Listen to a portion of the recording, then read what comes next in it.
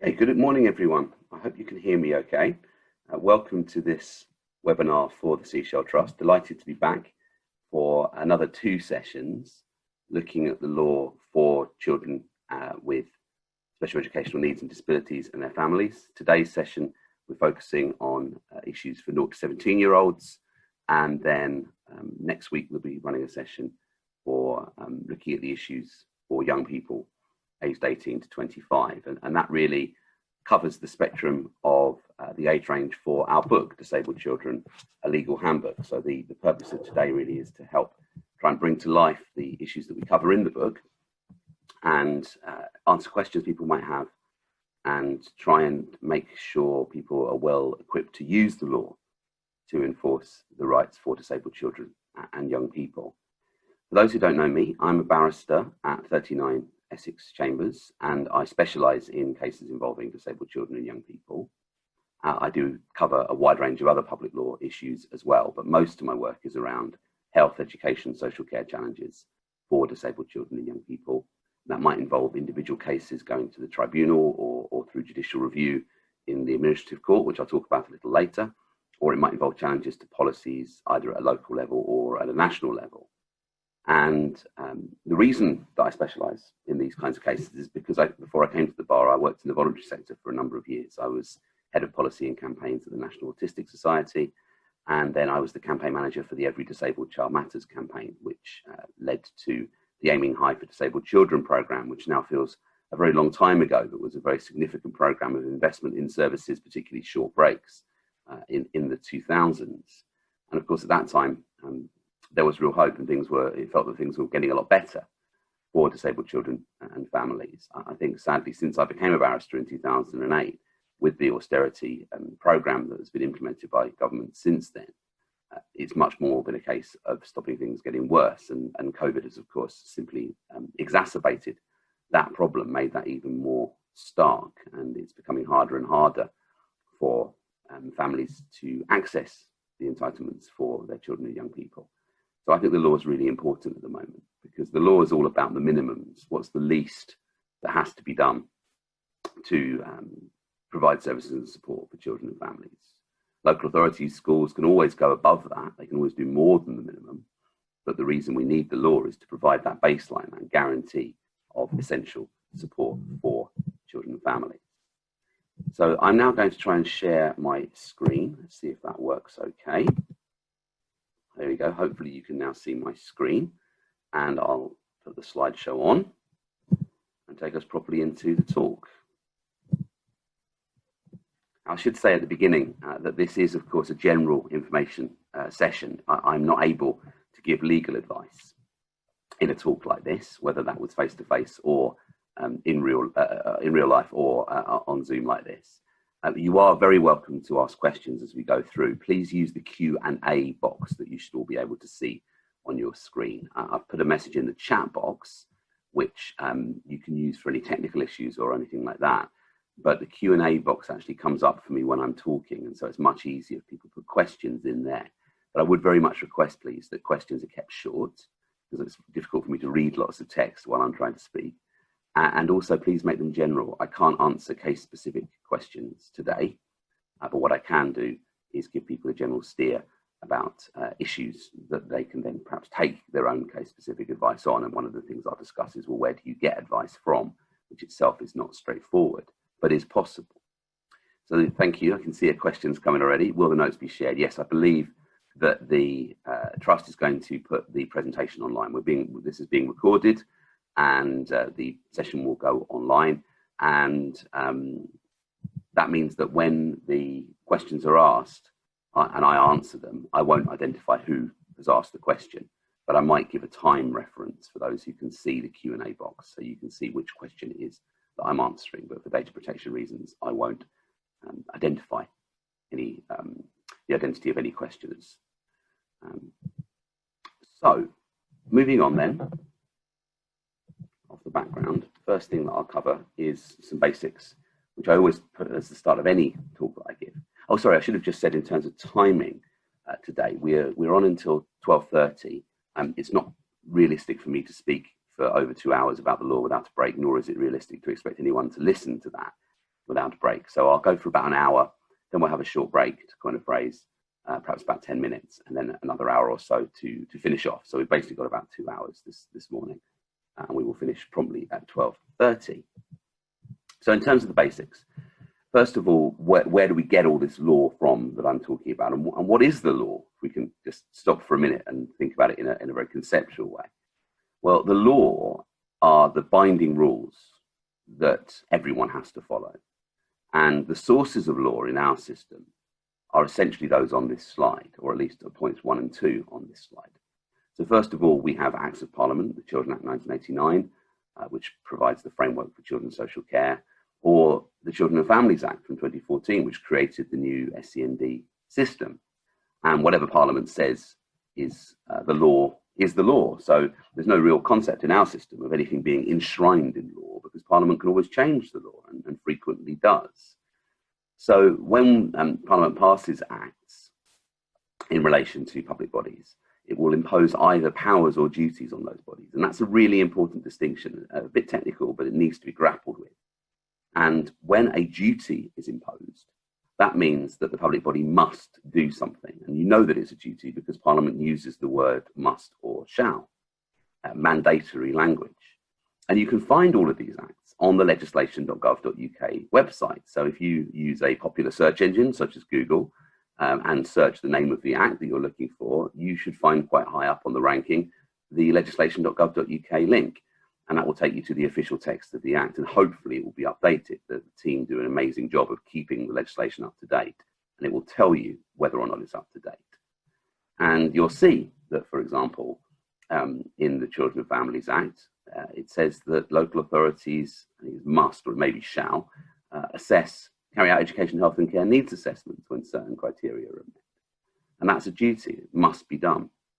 However, in other areas, local authorities are given powers to do things, and health bodies. So very often today we'll be talking about clinical commissioning groups, CCGs, the local NHS.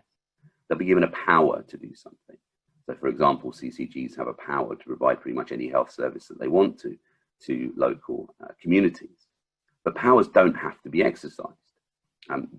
Public bodies must consider whether to do things under their powers. They can't say we never do it. That's called fettering your discretion, and that's unlawful. But they don't actually have to do it, having given the issue proper consideration, whereas duties must be discharged. But it's even more complicated than that, I'm afraid. There's another important technical point, which is the difference between specific duties and general duties. And specific duties are owed to individuals, in our case, children and young people with SEND or family members. So for example, there is a specific duty to secure all the provision in every EHC plan in section F, at least the education section. And that's a duty that's specifically enforceable and owed to the individual child or young person who has the plan. Whereas the duty to provide services and support for children in need in section 17, subsection 1 of the Children Act is a general duty. So there must be services for children in need generally. But under section 17, no individual child has a right to services. So it's not just identifying, is it a duty or is it a power? You then got to ask, and is the duty specific? Is it owed to an individual? And I'll be identifying the key specific duties as we go along, because it's those specific duties that give rise to rights. Where there's a specific duty to do something, then you can sensibly say, I have a right to it. You must do it for me. And so that's why specific duties are so important, because they're the flip side of our children and young people's rights. So most of those key specific duties will be found in Acts of Parliament. But underneath the Acts of Parliament, there then sits a body of secondary legislation, very often in the form of regulations, like the SEND regulations 2014, which flesh out the detail of the Children and Families Act scheme. And that's what regulations do, and other forms of secondary legislation like rules, directions, orders, and so on. They give you the detail. So for example, under the Care Act, there's a whole series of regulations that flesh out how assessments are supposed to be carried out, what exactly are the criteria for eligibility for services, and so on. And they're as much law as the Act of Parliament that they're made under. They're not optional or guidance, as we'll see in a moment. They are law. So for example, the statutory time frame of 20 weeks for education, health and care plans to be produced is in the regulations. It's a legally binding time frame which the courts should enforce. It's not a target, it's not guidance. It's a matter of law that it must be done in that time frame unless one of the very narrow exceptions applies. So that's legislation really, Acts of Parliament regulations and other forms of secondary legislation. Then we have case law, and in our common law system, the judgments of the higher courts are very significant, and they will set a precedent, particularly those of the Court of Appeal and the Supreme Court, but also the High Court or the Upper Tribunal. And that means that when the same facts come along, the issue should be decided in the same way. But of course, the facts are never quite the same. So very often lawyers will be trying to distinguish the previous cases and say, well, you should decide this one differently. But they still will have a very significant influence as to how the courts will determine the case. And the common law of England and Wales, in our case, includes a series of actually very important duties and obligations on public bodies, like the duty to consult fairly. That's entirely created by the judges through case law in terms of what it means to have a fair consultation, the fact that consultation must take place at a formative stage before the decision is taken. It must leave adequate time for people to respond. There must be enough information for people to understand what's being proposed, and so on. All of those principles come from the common law. The problem with the common law is it's not written down anywhere that's easily accessible, which is why in our handbook, we've tried to capture the key common law obligations in Chapter 2, what we call the Legal Fundamentals section. And if you search Disabled Children, a Legal Handbook, you should get both a link to the Council for Disabled Children website, which is where you'll find the downloadable PDFs of the book, and also to the Legal Action Group website, which is where you can buy a hard copy and or an ebook, which contains all the additional resources. So you can get the core text free of charge from the Council for Disabled Children, or if you're able to buy the hard copy or the ebook from Legal Action Group, you'll have additional resources such as the key legislation set out there for you. So you could draw a line under this slide really after the case law point, because the next section of this slide is guidance, and guidance isn't law. Guidance is never the same thing as law. It's something that's issued by a public body, often a minister, a secretary of state, but also it could be a Royal College, for example, and it is intended to persuade certain other people to do things in a certain way. Now, some guidance is issued under an Act of Parliament and is therefore statutory guidance. So, for example, the Sept Code of Practice is statutory guidance issued under the Children and Families Act. The Working Together to Safeguard Children guidance, which is the key guidance on children's social care, is issued under a wide range of statutory provisions. And where guidance is statutory, the courts have said that it generally has to be followed unless there's a good reason not to do so. So it comes very close to having the same status as law, but it's still not strictly legally binding. Other kinds of guidance will be non-statutory, or just be practice guidance or best practice guidance issued by either a government department or another official body. And that doesn't have to be followed. It might, though, have to at least be taken into account as a matter of common law, because it would be irrational for the public body not to do so. So you do need to understand the status of any guidance document that you're relying on. And where possible, it's much better to rely on the law. So if you're interested in the entitlements under the Children and Families Act, do have a look at the Act itself and the SEND regulations.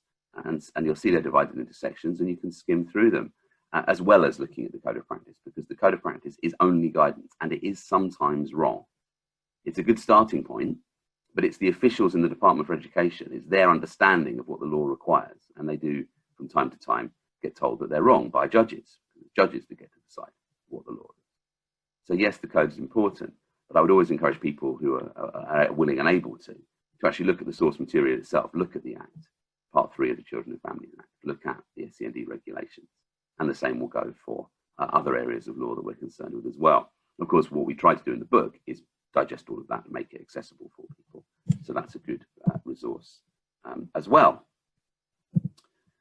Okay, I see some questions coming in, which I'll try and pick up as we go through, although I will cover various of them at appropriate points. So if I'm not answering your question immediately, do forgive me. I will try to come back to it at the right time. moving on then to think about judicial review as a key process. So at the moment, the government has commissioned an independent panel to review judicial review, and there's a concern that what's intended is to try and downgrade the ability of the courts to hold government to account through the judicial review process. And given how concerned government is about judicial review, it's quite surprising, you might think, how little focus and attention it generally gets. We don't get taught about it in school, as far as I know. And perhaps we should, because it's the process by which we can all enforce our rights and entitlements against the state. So judicial review, as the name suggests, is a process of review by a High Court judge looking at the lawfulness of decisions or policies of public bodies. And it's not a process by which you can challenge the merits of the decision or the policy. You can't say it's a bad policy or a bad decision and something else would have been better, because that's not something the courts are willing or able to get into in judicial review. What the courts are concerned with in judicial review is whether the decision has been taken properly, or the policy, and whether in substance it's a fair and reasonable and rational one. I'll talk about those concepts a little more in a moment. So the focus is generally on the process by which decisions are taken or policies are adopted. Has there been a fair process? Has everyone who was entitled to a say had their say? Have all the relevant factors been looked at? Have all the irrelevant factors been left out of the account? But you can also challenge policies and decisions on the basis that in substance they are either unreasonable or disproportionate. Now, unreasonable is a common law standard that comes primarily from a case called Wednesbury. You might hear the term Wednesbury unreasonableness, a very old case now. And traditionally it was seen as being a very high hurdle indeed, that it would have to be perverse or absurd what the public body was doing. The more modern approach, I'd suggest, is to look at whether or not the decision was outside the range of reasonable responses that was open to the decision maker. And for example, I was involved in a case earlier this year called Johnson and the Secretary of State for Work and Pensions, which is about an aspect of the approach to universal credit, which meant that a number of people whose payday happened to change because of bank holidays or weekends lost out quite significantly and lost money, as well as having fluctuating universal credit awards. And the Court of Appeal agreed with us that that outcome was unreasonable. It was having a system that allowed that to happen was outside the range of reasonable responses that was open to the Secretary of State for Work and Pensions. So you can win cases on an unreasonable standard, but it is still a high bar. A more intrusive kind of review, and potentially a more successful area of challenge, is proportionality, which has come essentially from European law, either under EU law or the European Court of Human Rights approach, which is now embedded through the Human Rights Act in our system. And when you're looking at the qualified rights, for example, the right to respect for private life and family life in Article 8 of the European Convention, which we'll look at in a moment, or the right to be free from discrimination under Article 14, what you'll usually get down to is a discussion at the end of any case about whether or not the interference was proportionate. And in essence, what proportionality means is that something strikes a fair balance between the interests and the rights of the people who are affected by it and any wider public interest. And so it can be a more structured and a more intrusive kind of review. So clearly you need lawyers to advise you on these things, but it's important to bear in mind that you will generally be looking to challenge the process of adoption of a decision or a policy that you're unhappy with, but you can also potentially challenge the substance as well. Now, what do you get if you win a judicial review? You get normally you'll get what's called a quashing order, which means that the decision or the policy is quashed because it was taken unlawfully or it's unlawful in substance, and the public body will have to go away and think again.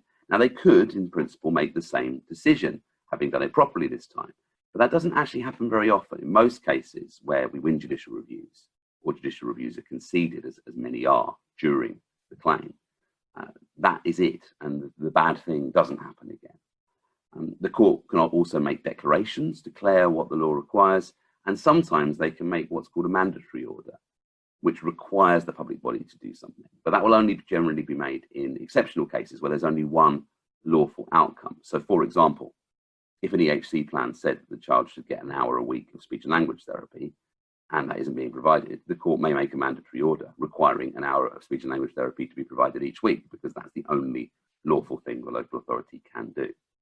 But otherwise, the court's much more inclined to simply quash the decision and make it be taken again lawfully. And perhaps the most important point on this whole slide is the last one.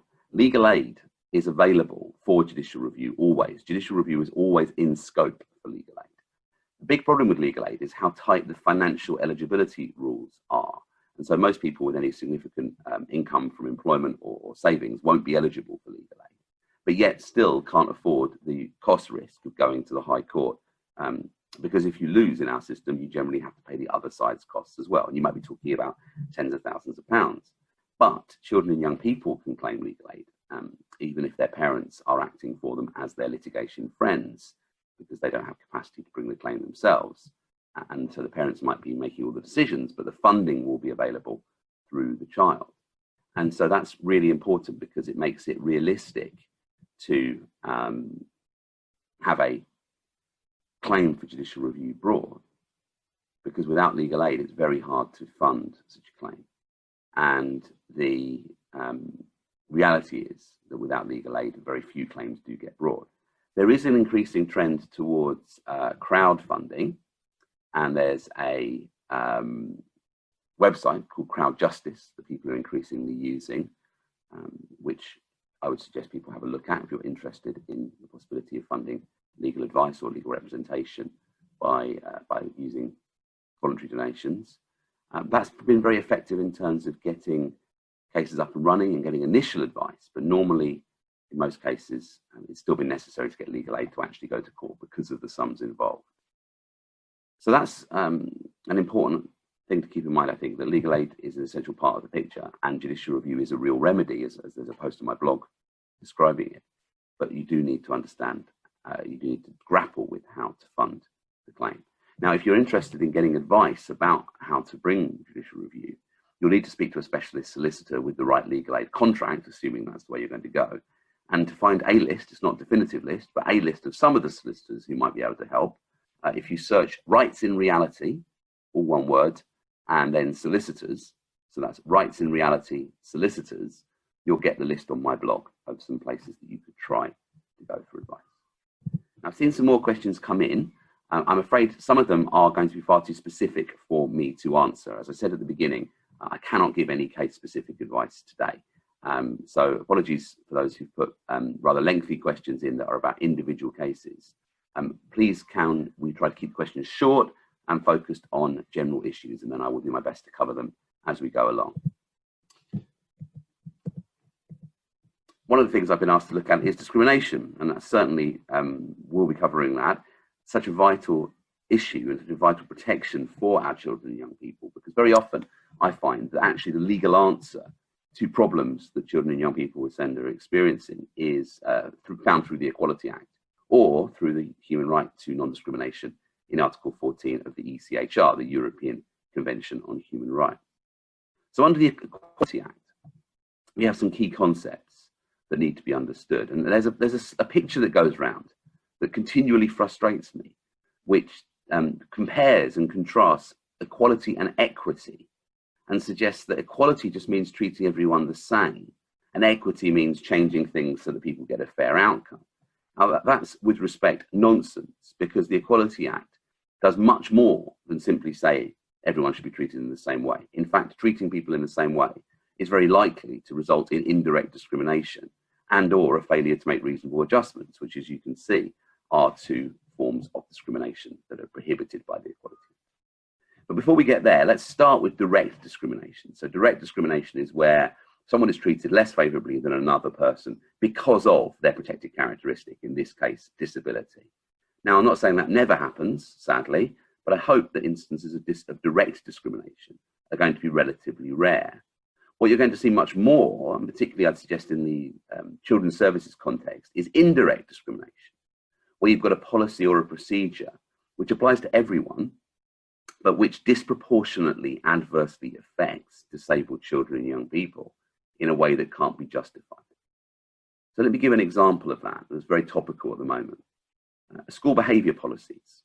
Schools that adopt a zero tolerance policy for bad behaviour, or perhaps even in the COVID context, behaviour that doesn't follow social distancing guidelines and so on.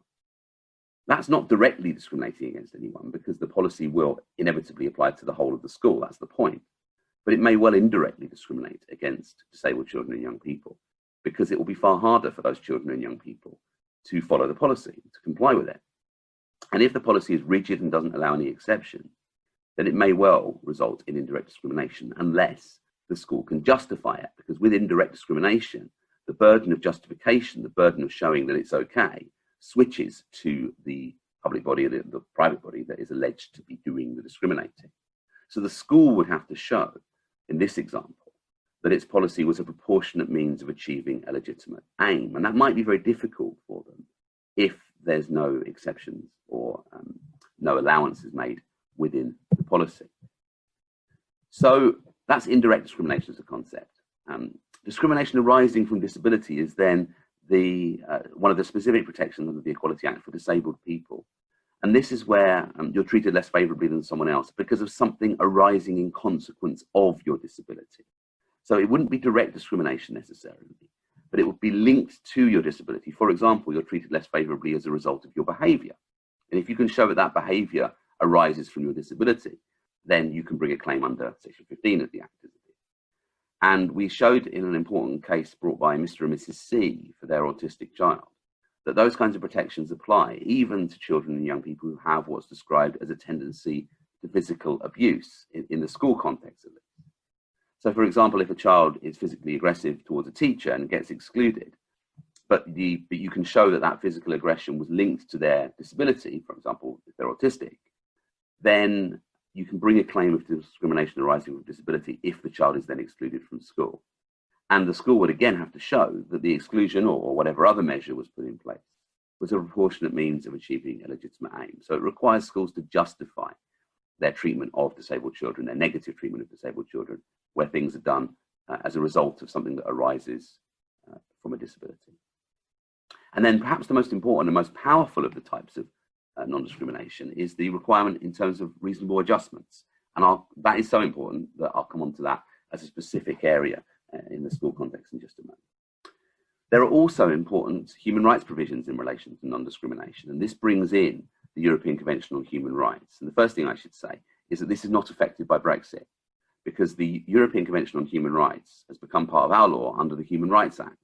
And at the moment, no one is saying that the Human Rights Act will be repealed. It certainly hasn't been repealed.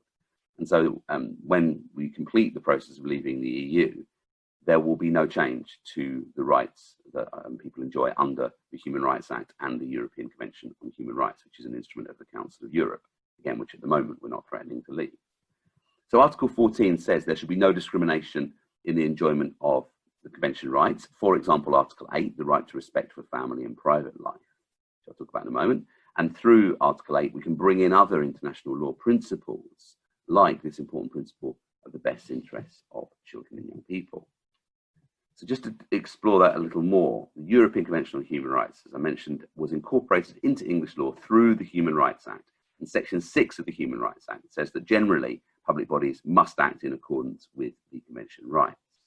But there are two other key instruments that we need to think about as well that are not yet incorporated into English law. Scotland is in the process of incorporating the UN Convention on the Rights of the Child into Scots law, but not the same. And also in Wales, there's a requirement to have regard to the convention, but there's no equivalent legal duties in England.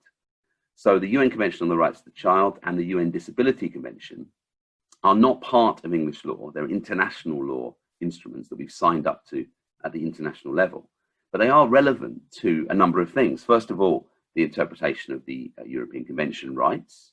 Secondly, the development of the common law and what the common law requires. And also then thirdly, if there's any ambiguity in domestic law, it can be resolved by reference to these conventions. These again are quite technical points, but what I suggest is that you look at the conventions if you have time, and you look at the rights they describe and you use them as advocacy tools. And if someone's response to that is, oh, well, we don't have to follow them, they're not really part of the law, that's when it's worth getting some legal advice, because actually the picture is more complicated than that. And increasingly the courts are turning to these conventions to understand the full scope of the entitlements for our children and young people. So in terms of what the conventions say, Article 23 of the Children's Convention, the CRC, which has been around since 1989, is a really important starting point, because this is the specific article for disabled children. And again, I would be surprised if many people on this webinar, or their children or young people, have ever really had Article 23 explained to them. And that's disappointing, because it's so fundamental in terms of the entitlements our children should enjoy. And it describes something I'd suggest that sounds very modern. It describes a right to full and decent lives for disabled children in conditions which ensure dignity, promote self-reliance, and facilitate the child's active participation in the community. And that, for me, is a really important benchmarking or measuring tool. Because if we're doing that, if local areas are doing that, delivering that entitlement, then they're going a long way towards complying with the legal duties generally, I suggest. And then Article 23 also sets out a right to special care across a wide range of areas, subject to available resources. But there's a general principle, of course, of the need to realise these rights and entitlements to the maximum extent possible by the states. What's going to be possible in Botswana and what's going to be possible in Belgium and what's going to be possible in the UK will be different. But that that's not a get out of jail card, because the state still has to go as far as possible to secure these entitlements. Under the Disability Convention, I wanted to flag Article 19, which is the right to independent living and community inclusion. This is often thought about as being relevant to disabled adults, but it's also equally applicable to disabled children. And it describes an equal right for all disabled people, persons with disabilities is the UN language, to live in the community with choices equal to others, to have the ability to choose their place of residence and where with whom they live on an equal basis with others, and not to be obliged to live in a particular living arrangement. And so that's going to be really key for disabled young people as they move towards adulthood. That transition to adulthood agenda is strongly supported by Article 19. And then underpinning everything is a right to participation and the concept of nothing about us without us. And that's found in Article 8 itself of the European Convention of Rights, which is part of English law through the Human Rights Act, and under the Children's Convention and the Disability Convention too. And in essence, what's required is that people should be heard on decisions that impact on them and that affect their rights. And that means that decisions that are taken without reference to children, young people and families may well be unlawful.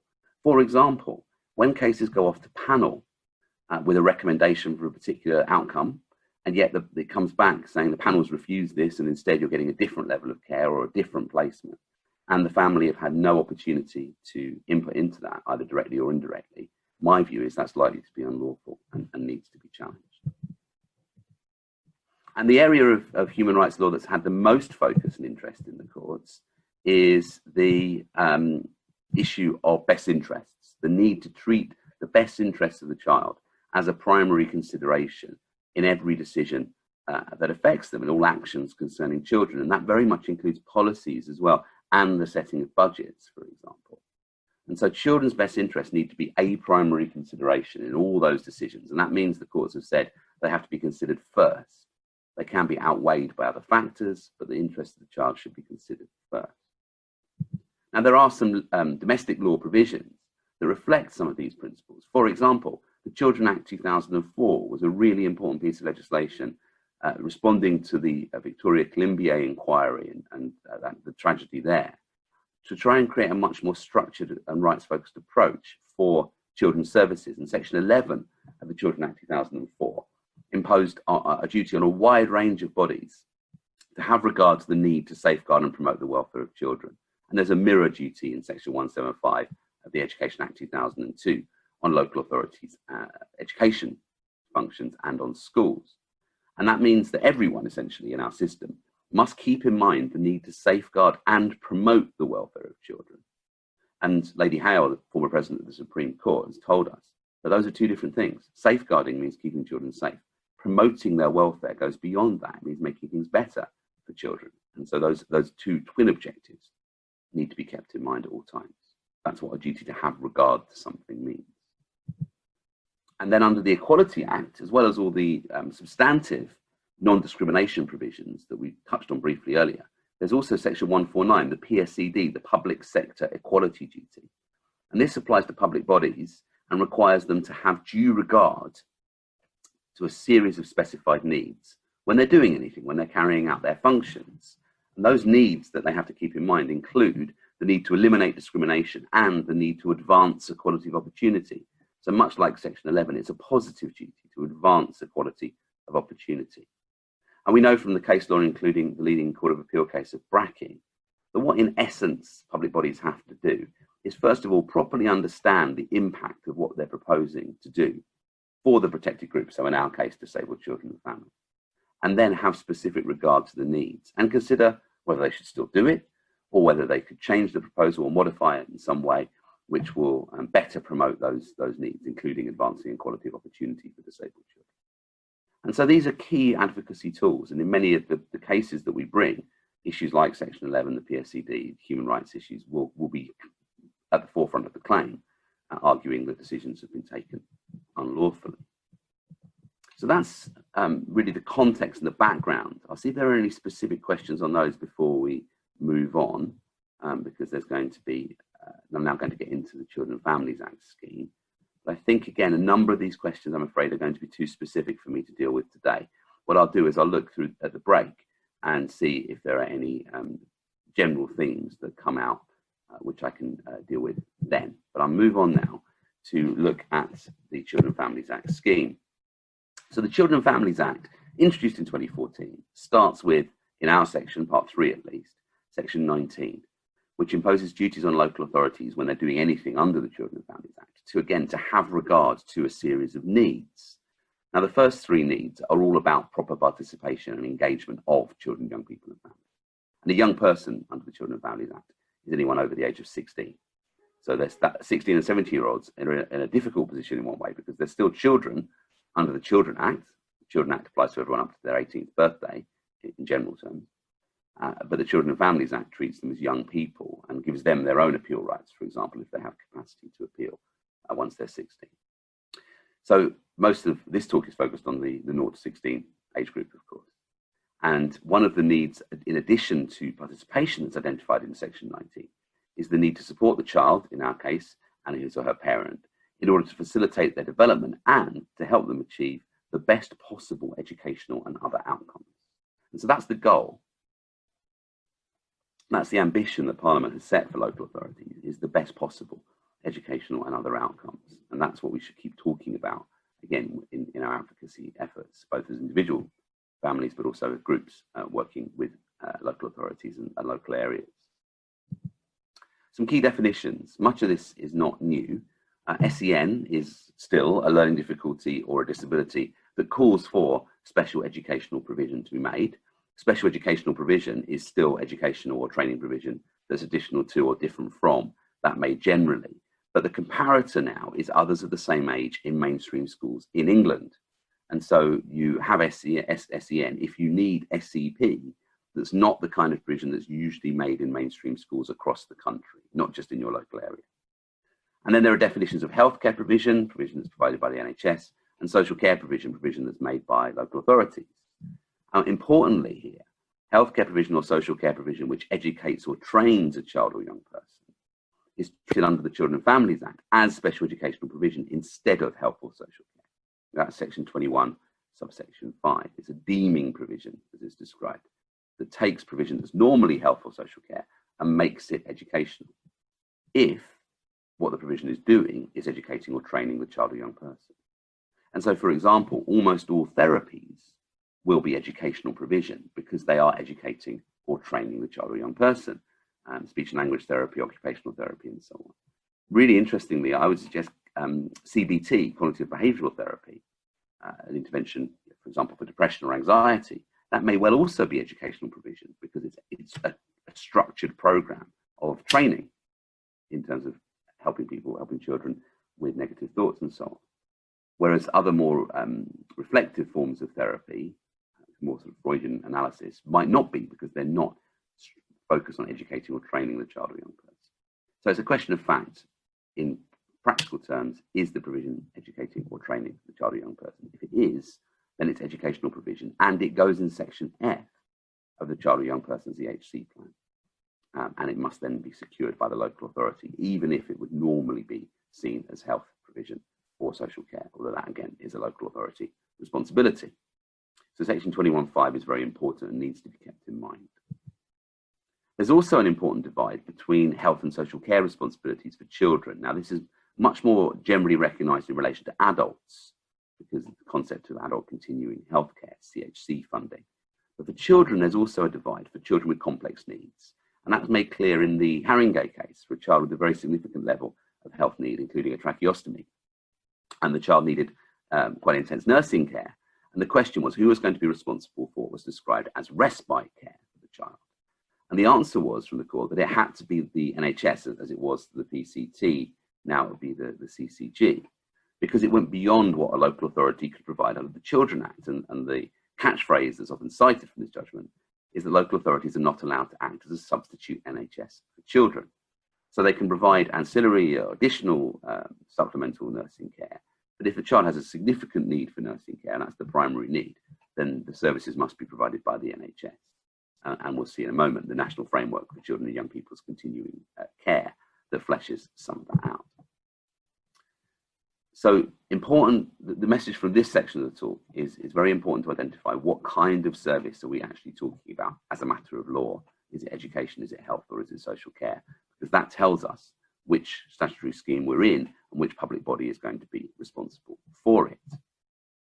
Most children, though, of course, will receive most or all of their support from school. And so we do need to focus on schools' responsibilities too, particularly at this very difficult time with children returning during the COVID pandemic. And it's important to stress that there is still a presumption in favour of maintained mainstream schooling at all ages. But that can be rebutted, it can be knocked out, if it's not what the child or young person or the family want, in favour of special provision, subject to important requirements in terms of cost and so on, which we'll look at in a moment. But most children and young people, of course, don't have EHC plans, including most of those with special educational needs.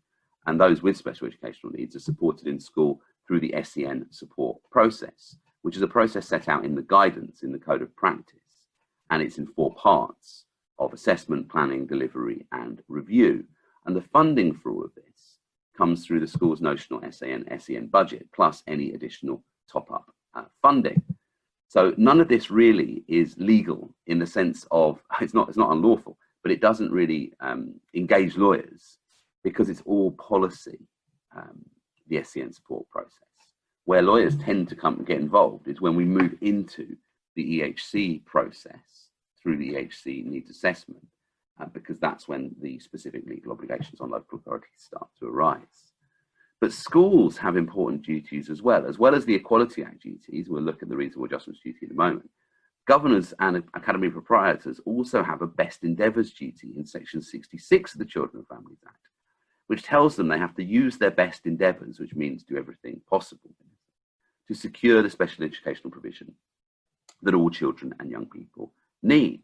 And so the starting point, legally, if a school isn't doing what families think is appropriate, is to rely on the section 66 duty and say you need to do more. And of course, one of the things the school might then do is support the family to try and obtain an EHC plan through the EHC needs assessment process. But that's not the only thing they should do, because schools do also have their own resources, and so they should be considering what, if anything, more they can do out of their own resources to secure the provision the child or young person needs, particularly given the length of time it may well take to get an EHC plan, particularly where a tribunal appeal is needed, or more than one.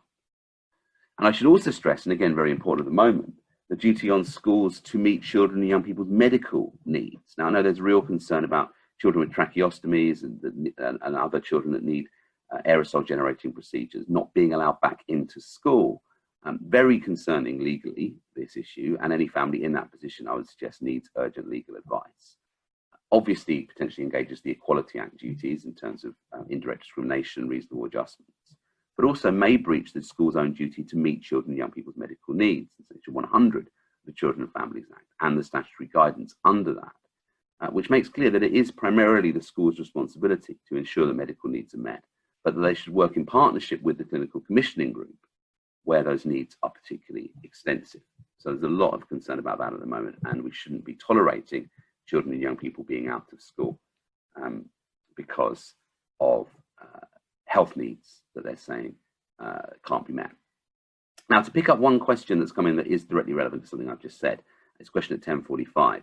And the question that's asked is, well, if therapy is treated as educational provision, is it the local authority that has to pay for it? Well, legally, yes, it is, or certainly it's the local authority that has to secure it. They have the legal duty to make sure that therapy is then provided if it's in Section F of the EHC plan, as it should be. And that doesn't necessarily mean they have to pay for it, because they might have an arrangement in place with the clinical commissioning group or another body. But if no one else is going to pay for it, then yes, it will be the local authority that has to do so. And we'll come back to that when we look in a moment at Section 42 of the Children and Families Act. So that's the key things I wanted to say in terms of support from school. Moving on to the reasonable adjustment duty and how it applies to schools. So the duty to make reasonable adjustments applies to a number of different areas of life. So first of all, it applies to schools' policies, and that's probably the most important thing. It applies to attendance policies, behaviour policies, uniform policies, and so on. But it also can require the provision of auxiliary aids and services, and that's deliberate. And there's an obvious overlap there with the Children and Families Act scheme, because those additional aids and services can also be provided through an EHC plan. But Parliament's decided that there should be this overlapping duty, so that either the school or the local authority will be responsible for the provision of these services. And there's no fixed definition, of course, of what is a reasonable adjustment. Anything that can reasonably be done must be done if it would remove a substantial disadvantage that a disabled child is facing. And the duty is anticipatory, importantly, so there's no need to wait for a particular child to come along and say, oh, this needs to be adjusted. Schools should be anticipating what adjustments they should make. But of course, if a particular child or family do come along and say this needs to be adjusted, that's a very good reason for the school or to consider making the adjustment, and failing to consider it and indeed failing to do it, if it is reasonable, will be unlawful.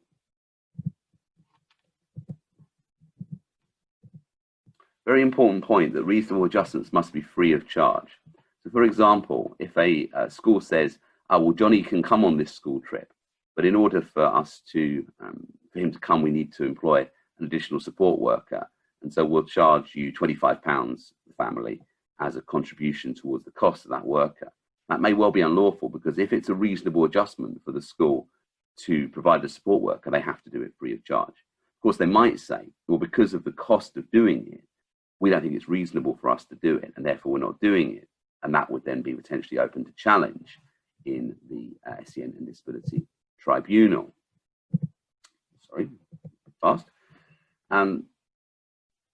Importantly, schools must also prepare accessibility plans, and that's why the reasonable adjustments duty doesn't apply to the physical features of the school, because the physical environment must be addressed by this accessibility planning duty. So we're talking in relation to schools about duties to make adjustments to policies, provisions, criteria, and practices, as it's described, PCPs, and to provide auxiliary aids and services.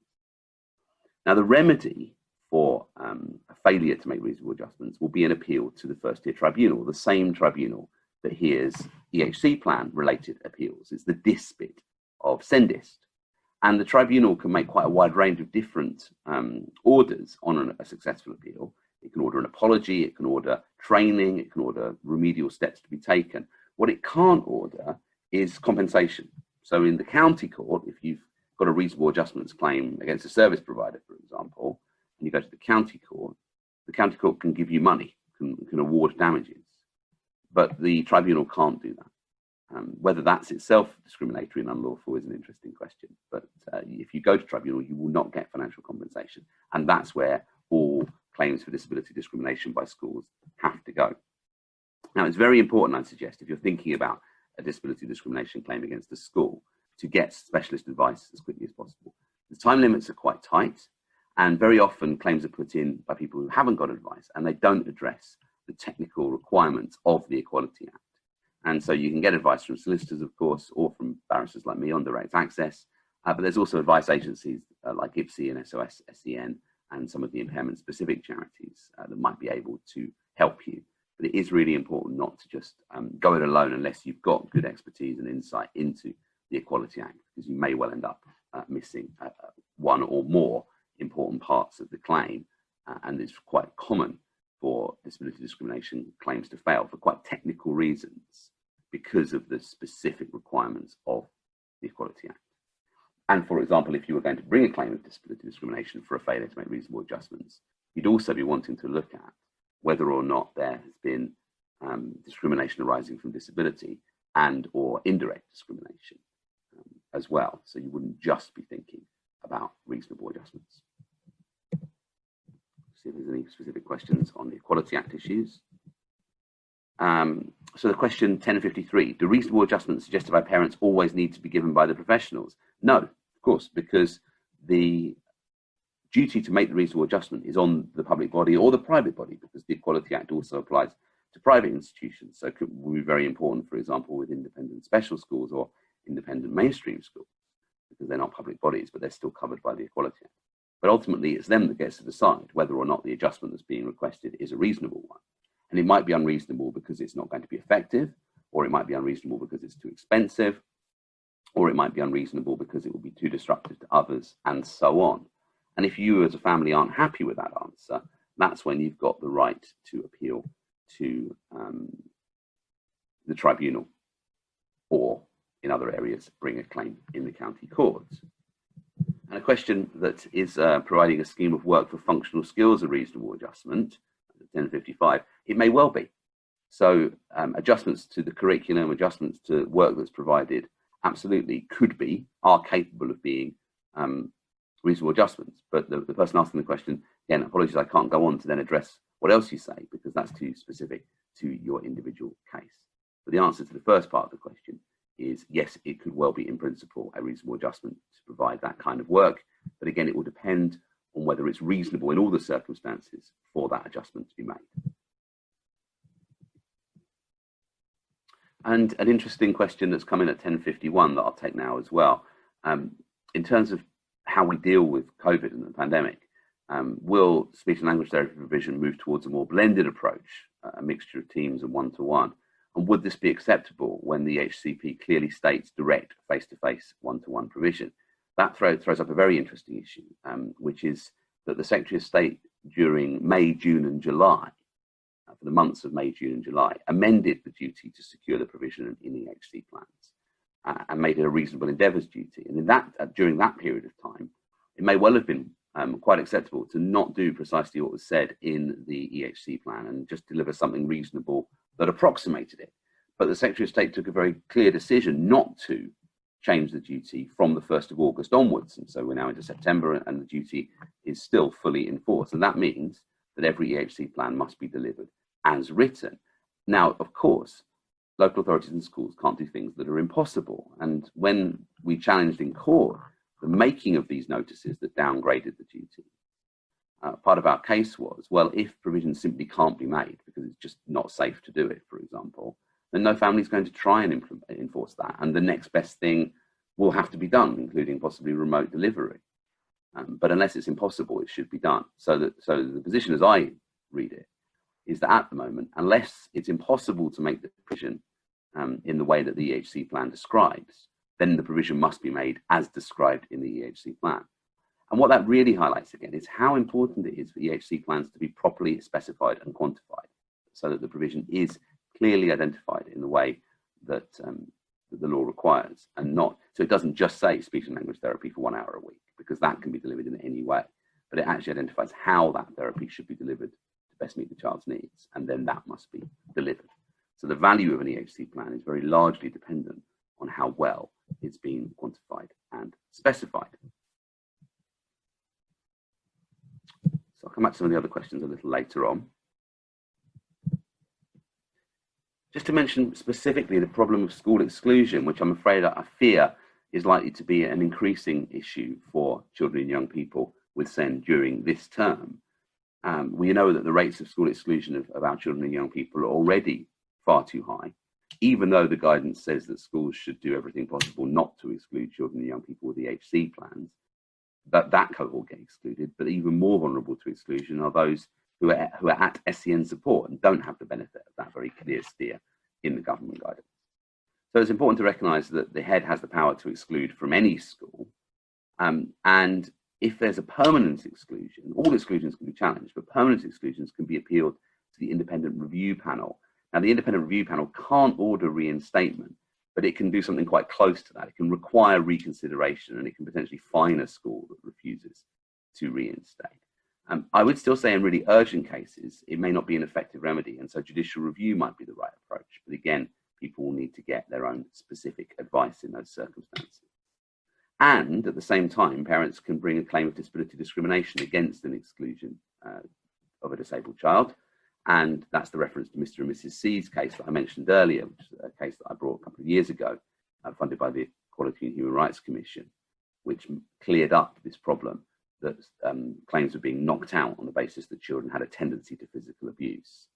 And so now, following the C case, no matter what the child has done, if they've been treated less favourably because of their behaviour, a disability discrimination claim can still be brought. Of course, if the behaviour has been particularly violent and serious, it may well be quite straightforward for the school to justify an exclusion, but they will still have to provide justification. That's the effect of the C case. It's not that children with autism can never be excluded, for example.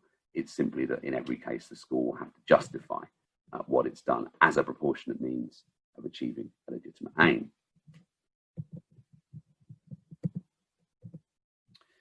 What about children and young people who are out of education? Well, again, that's going to be particularly important at the moment as well.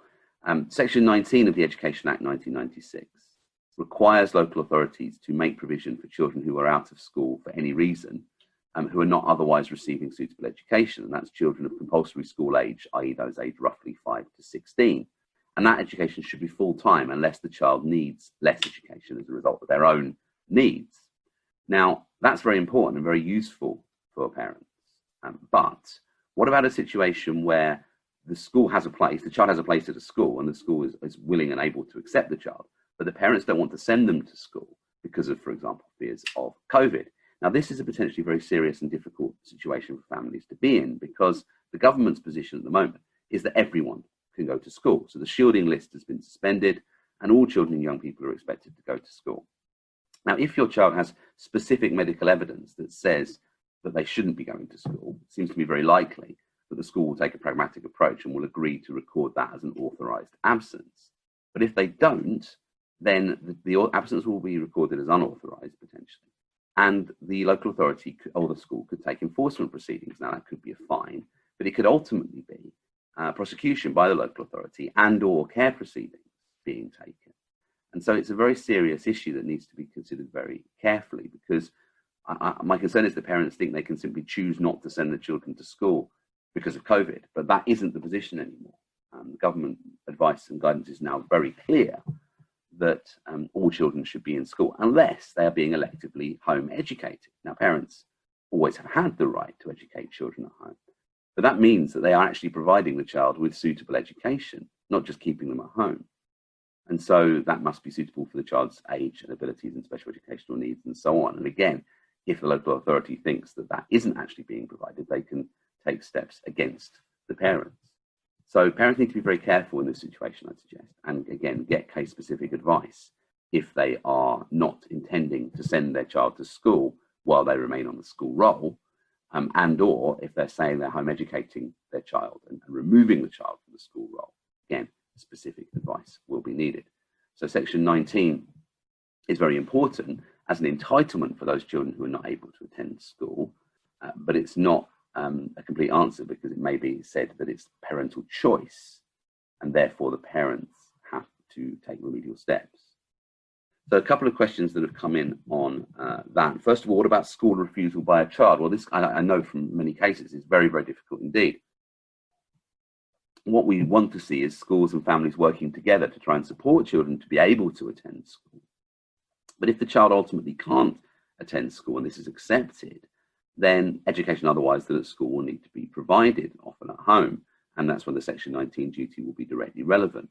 But of course, there may be a dispute between the parents and the school and the local authority about whether the child is unable to attend school, or if, for example, the parents just aren't trying hard enough. In which case, again, parents will urgently need specific advice to avoid any adverse consequences in that situation. And could a local authority say that education otherwise than at school is not local policy?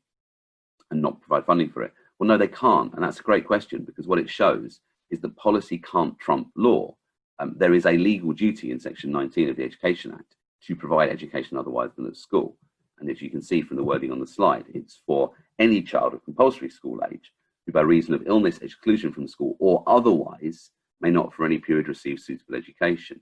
So it would be obviously unlawful for a local authority to have a policy that says we don't provide education otherwise than at school. And how would you challenge it? The answer to that is very clear: through judicial review. So search Rights in Reality solicitors and speak to one of the solicitors on the blog.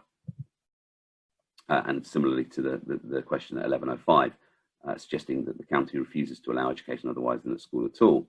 Well, very hard for me to see how that could be lawful, given the duty in Section 19 of the Education Act. And if you put that to the county and they still say, no, we don't do it, then legal advice will be needed.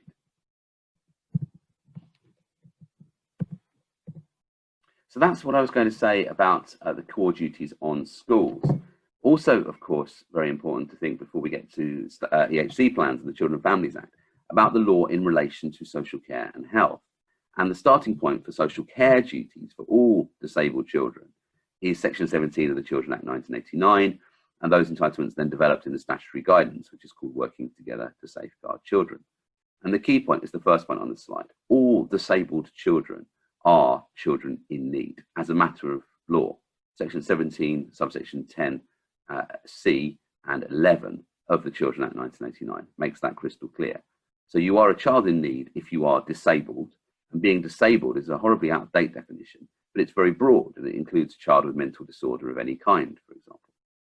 Now, what do you get if you're a child in need? What the entitlement under Section 17 is merely to be assessed, and it's not even clear what kind of assessment has to be carried out. I've argued in court that it had to be an assessment led by a social worker, and the judge disagreed. So it's up to local authorities how to carry out child in need assessments, but they must assess every child who is or may be a child in need in accordance with the statutory guidance. And so the guidance says, for example, that local authorities have a maximum of 45 working days to complete the assessment. They must immediately respond in the most urgent cases, which means they need a process of determining whether or not the case is urgent. And if there is going to be support provided to the child, that should be set out in a child in need plan. Now, I'll just check the questions before I move on to the final point on the slide. Nothing that's specific to this. So the final point on the slide is that for disabled children, there's an additional entitlement that's absolutely key in Section 2 of the Chronically Sick and Disabled Persons Act of 1970. So how does the 1970 Act work? The 1970 Act sets out a list of services that it might be necessary for the local authority to provide to meet the needs of the disabled child. This is age 0 to 18. And when deciding whether or not it's necessary for them to provide the services, the local authority can take account of their resources and how much it's going to cost. So they can have eligibility criteria that say that for some children, your needs are not enough, not severe enough to require us to spend the money from our limited budget. And that's bad news, of course, for families. But the good news is the bottom point on the slide, that once it's been accepted that it is necessary to provide the service, then it must be provided to the level that's sufficient to meet the needs. So there can't be a cap on the number of hours of support or otherwise as a result of cost.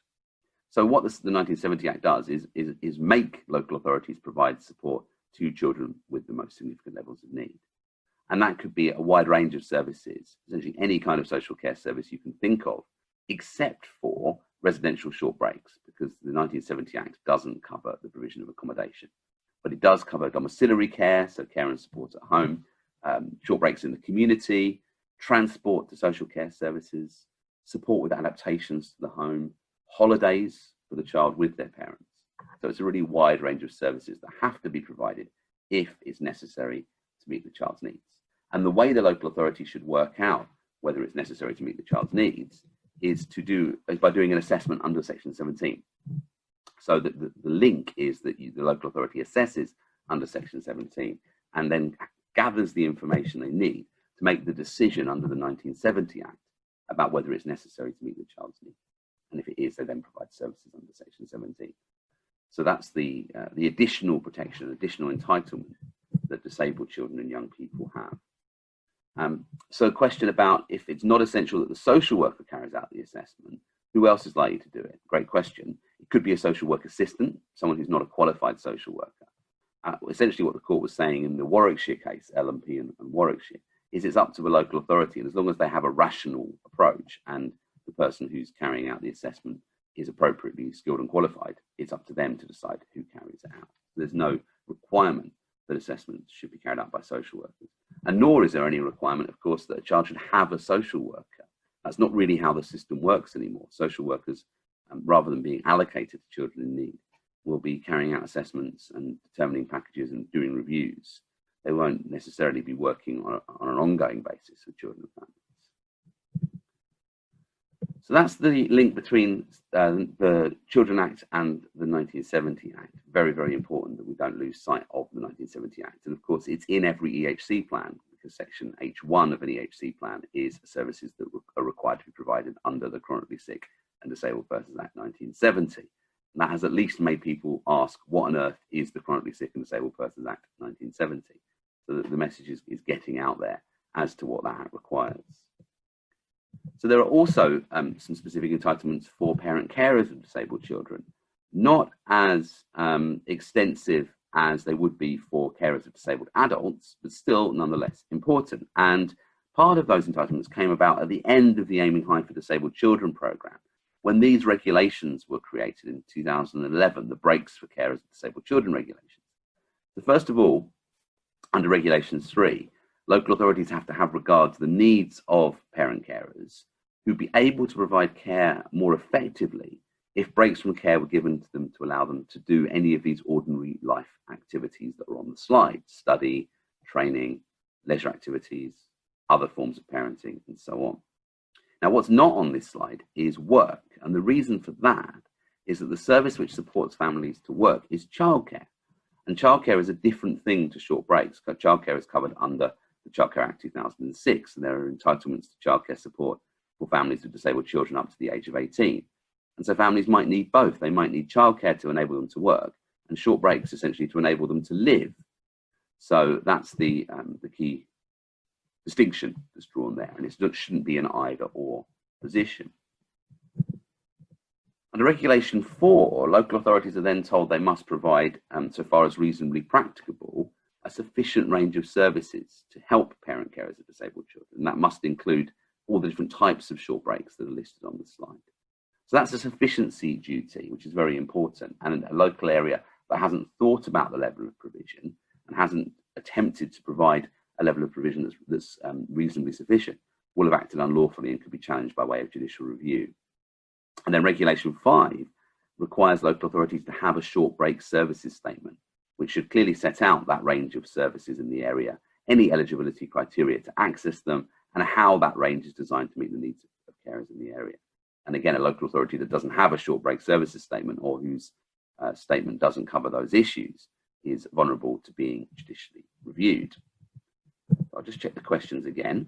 There's a question: is there a list of domains or criteria that children are assessed in under Section 17 or in Working Together? Yes, there is. So in Working Together, it incorporates the assessment framework from the old framework for the assessment of children in need, which is a triangle or a pyramid. And there are 20 different domains, and they're gathered in 3 areas, which are the child's developmental needs, family and environmental factors, and parenting capacity. So all of the different specific issues, housing, education, so on, are all grouped under one of those 3 headings, and a lawful assessment will need to cover off all of those. So have a look at Working Together to Safeguard Children if you want to see that in more detail. A question about children who are adopted and who would carry out the assessment. Well, if a disabled child is adopted, then they are a disabled child in need and can be assessed and should be assessed in that capacity by the local authority, as for any other disabled child. And an issue then about social workers saying that disabled children's teams don't do care assessment for children under 18. Well, as we'll see in a moment, that's blatantly unlawful, because there is a requirement for parent carers' needs assessments to be carried out for parent carers of disabled children. So the remedy there, again, would be judicial review. And a question about the allocation of short breaks funding to a family. Does the allocation of funding to families on a first-come, first-served basis cancel out a social care assessment? And should it be presented as an either-or? Absolutely not. There's quite a significant level still of local authorities that have this form of unassessed short break service, and that was very often started during the Aiming High programme. So you could access a certain level of funding without the need to go through a formal social care assessment, and that's great. And clearly we don't want to spend lots of money on assessments when we could be spending it on providing support to families instead. But it can't then in any way stop families from accessing an assessment under Section 17 of the Children Act, because all those children will be children in need. And if families think that that level of funding, £500 a year or whatever it might be, isn't enough, they're entitled to an assessment and a specific decision about whether in their own case a certain level of support should be provided, which could of course be very considerably more. So no, it can't legally be an either or for local authorities. Okay, so I think those are the short break related questions. Checking the time. Yes, I think we'll have our own short break now. So it's 11:15. We'll come back at roughly 25 past, and that'll give me just over an hour to try and finish everything up. And I will take as many questions as the time allows. So do please get some refreshment, have a comfort break, and I'll see everyone back here at 11:25. Thanks very much.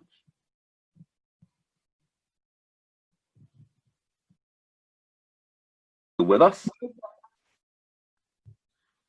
Moving on now to look at one of the problem areas really around social care for disabled children, which is residential short breaks. As I mentioned before, that's the only important social care service that you can't get under the 1970 Act. The 1970 Act doesn't cover the provision of accommodation. So how are you going to get access to an overnight short break?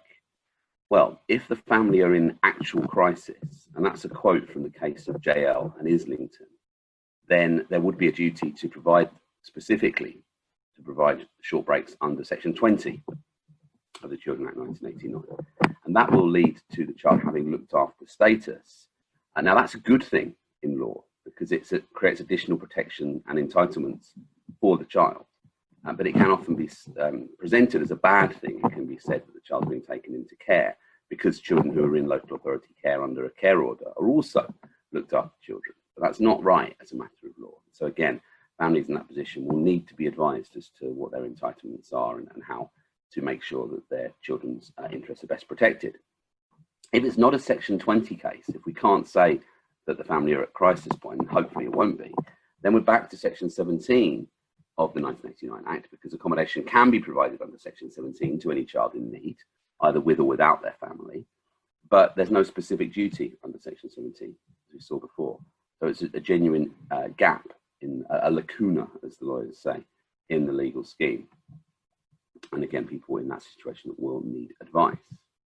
I mentioned already parent carers needs assessments. Now, this was created in the Children and Families Act under Section 17ZD to ZF of the Children Act, inserting these new sections into the Children Act.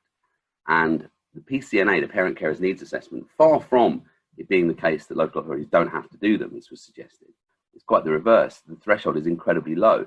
A local authority will have to carry out a PCNA either because the parent carer asks for one, or because the local authority thinks that it would be needed, and then they should be offered, proactively offered to people. So it's a very important series of entitlements in those new sections. And it can be combined. It can be done at the same time as other assessments, including a child in need assessment or a young carers assessment, as the slide says, but it does still have to be done, and it must be separate if that's what the parent carers want. But there isn't a duty to actually provide services to parent carers, because the high point of this scheme is consideration of the PCNA. And then the local authority has to answer a series of questions, in particular at the end, whether or not to provide services. So there's a duty to take a decision about whether to provide services, but not a duty to actually provide them. So all of this really points to one thing, which is a joined up approach to assessing the needs of disabled children and their families. And I've had lots of cases, sadly, where there have been, say, 2 disabled children in the family, 2 parents, one of whom is disabled themselves, and a non-disabled older sibling. And in that situation, there's probably about 6 or 7 different assessments that need to be carried out. And what you want to see is all of them being carried out in a joined up way, and a joined up decision being taken about the package of support the family should get. But sadly, that isn't too often what does happen in practice. And again, those are the cases that lawyers often need to get involved in, unfortunately. Now, in terms of health provision, before we get on to EHC plans, I've mentioned already the National Framework for Children and Young People's Continuing Care. So this is the scheme for children and young people up to 18 with complex needs, but complexity can include behavioural needs and communication needs. So it actually covers a wider group of children than are often considered. And the National Framework includes a pre-assessment checklist that can be used to see if the child might be eligible for continuing care. And then the decision support tool has 10 different domains of need. And if you score high enough in a number of areas of need, then you are likely to be eligible, and in many cases will be eligible. And conversely, if you don't score highly enough, you often won't be eligible for continuing care. And this process is supposed to be incredibly quick, 6 to 8 weeks for a full decision-making process. And then what happens next is slightly less clear for children, because for adults, the National Framework for Continuing Healthcare makes clear that if an adult has continuing healthcare needs, all of their health and care needs fall to be met by the CCG. So the local authority doesn't have to provide any adult social care at all in the vast majority of cases. Whereas for children, there isn't that either or split described in the guidance, although following the Haringey case, arguably there should be. But the guidance much more describes mixed packages of care for children from the local authority and the CCG. But my view is at least the CCG should take the lead if there's a decision that the child or young person has a primary health need. So I'll just screen, before we move on then to the EHC process, I'll just screen the further questions. So there's a question about CHC. Is it only for physical disabilities? And I've already answered that. Of course, the answer is no. It can well be for challenging behaviour, for example, or incontinence, or a whole range of other needs. Do families need legal support to pursue this? Well, hopefully not. There should be a designated clinical officer in every, a designated medical officer in every CCG, which should be the point of contact for disabled children's issues. And there should be a process that can be followed locally for accessing assessments for children and young people's continuing care. Now, much of this was suspended during COVID, but I understand is now at least in part back online. And so hopefully the local area and certainly the local offer should tell you how to go about getting this. But if it's not working, that's when you need to get legal advice, perhaps from one of the solicitors on my blog. And is CHC for adults only or children as well? Well, this is the point I was making. There is an adult process called continuing healthcare, CHC. For children, the equivalent process is children and young people's continuing care. So they're not the same, but they operate on very similar principles. That's an EHC question. How does Section 17 assessment fit into the EHC plan, if at all? Great question. There's a major problem, I suggest, with the fact that the EHC process essentially just appeared on top of a whole host of existing legal entitlements, and it sits on top of them. So what you'd want to see is the Section 17 assessment, if there was a request for an EHC needs assessment and the Section 17 assessment at the same time, the Section 17 assessment should be done in parallel with the EHC process. And there could be a child in need plan resulting from that assessment, which then forms the social care section of the EHC plan. That doesn't often happen in practice. There's no requirement for them to be done together, and they're treated legally as two quite separate processes, unfortunately. I'll come back to other questions, I think, when we've looked at EHCP. Oh, there's another CHC question. So is joint CHC and social care or full CHC still possible for young adults whose needs include challenging behaviour? Yes, in short it is. What should parents do? Request the assessment, and if it's not even clear how to do that, then you may need to get legal advice or local advocacy advice. But hopefully it will at least be clear how you get in the door, and then depending on the answer, you may need advice later down the process. There are local appeals processes in relation to CHC and continuing care that you often will have to follow before using judicial review, but again, get case-specific advice. What do families do if the reason that's given for a package is that it's in the child's best interest when the real reason is money? Well, get legal advice. And if you can evidence that the local authority is not being straightforward, that may well be the kind of public law error that gives rise to a good judicial review case.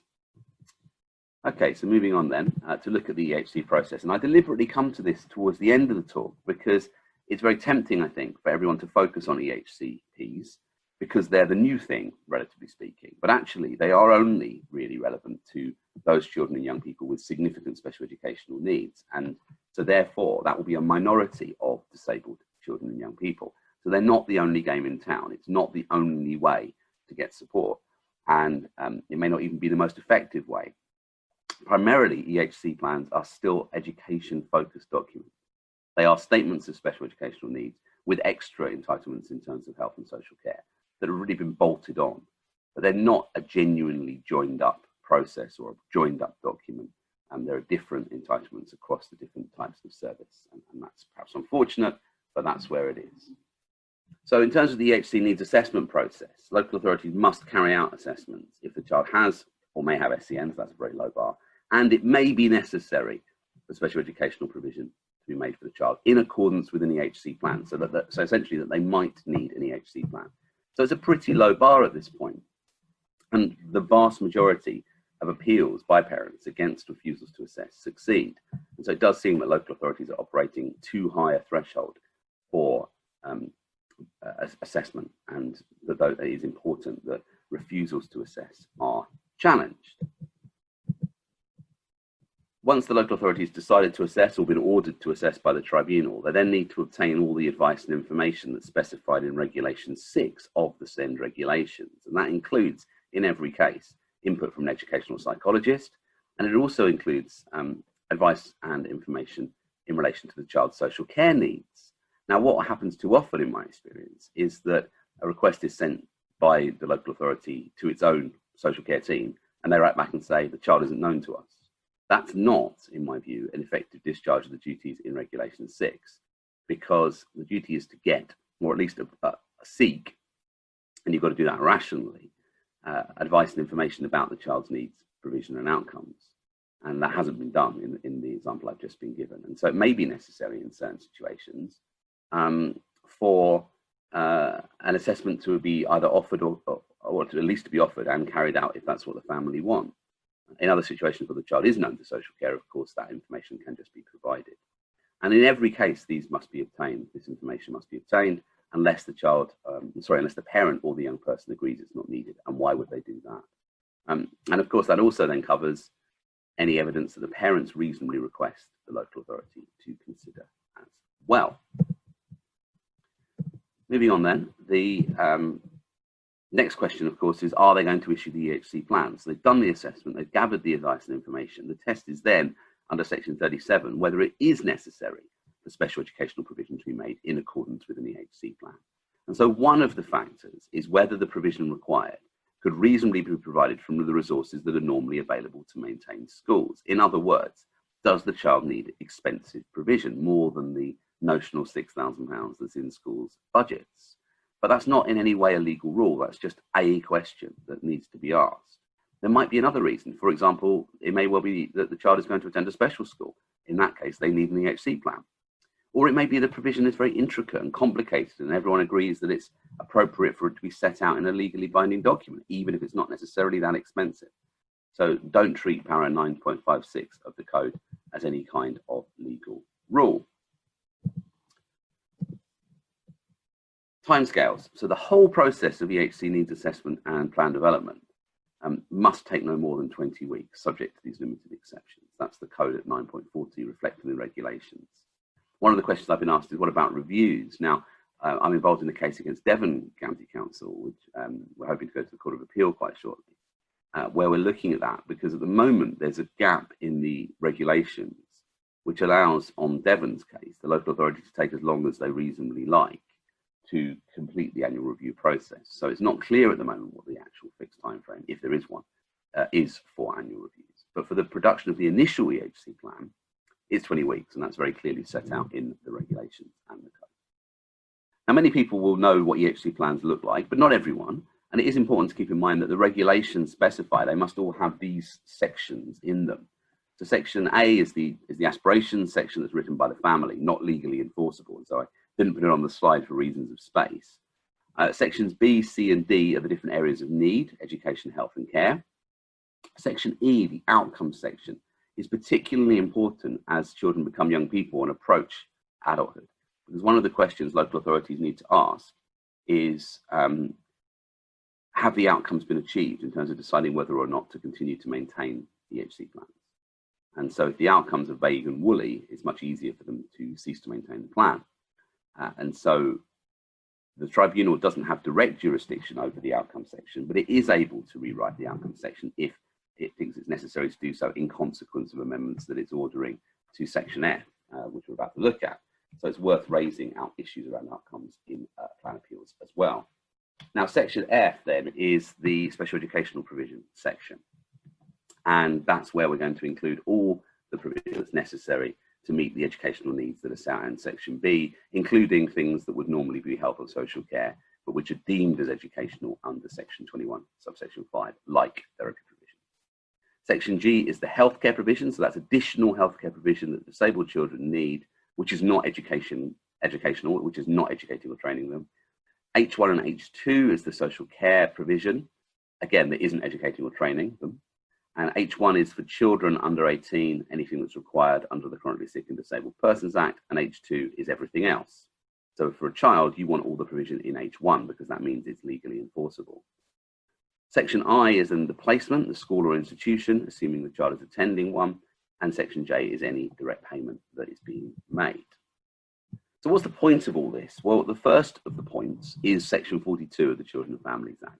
And this is the duty on local authorities to secure the specified special educational provision, and on CCGs, in essence, to secure any health provision in plans. And this is a specific, absolute enforceable duty which must be complied with at all times. And so if the plan is appropriately drafted and has specified and quantified wording in that's crunchy and able to be enforced, then it can be enforced through judicial review. And it's one of the easiest judicial reviews that will ever be brought, of course, because the local authority and the CCG just has to do it, unless, particularly in the current situation, it's not possible for them to do so. So that's one of the key reasons to have an EHC plan. The other is section 43, which requires the school that's named in, or institution that's named in section I, to admit the child or young person. I'll look at those in a minute. So which sections in the EHC plan are legally enforceable? I can certainly go back to that briefly. First of all, section F is fully enforceable because that's the educational provision that has to be met under section 42. Section G is fully enforceable because that's the health provision, again, that has to be arranged under section 42. Section H1 is enforceable under the Chronically Sick and Disabled Persons Act. But for children, section H2 isn't enforceable because it's not a 1970 Act service, and that's the enforceable bit of children's social care. Of course, for adults, those aged 18 to 25, their provision will be in H2. And if it's there because of a Care Act assessment and a decision on eligibility, then it will be enforceable. But we'll deal with that in the next talk. And then section I is enforceable in the sense that there is a duty to admit the child or young person to that placement. And if a direct payment is listed in section J, that must be made as well, but that's relatively uncommon. So this is the point I was making earlier about the notices. So, sorry, this is a slightly out-of-date slide.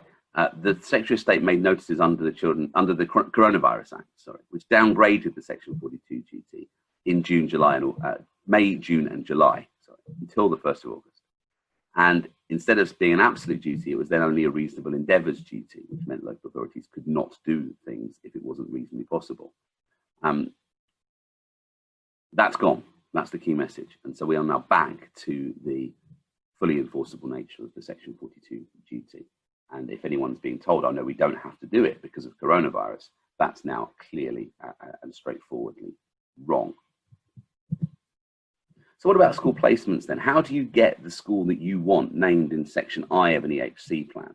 Well, as long as the school is either a maintained school or it's on the Secretary of State's approved list, as most non-maintained special schools are, then the local authority must name whatever school you request, unless one of these three exceptions apply, which are in section 39 of the Children and Families Act. And of course, you make your request at the point of getting the draft EHC plan.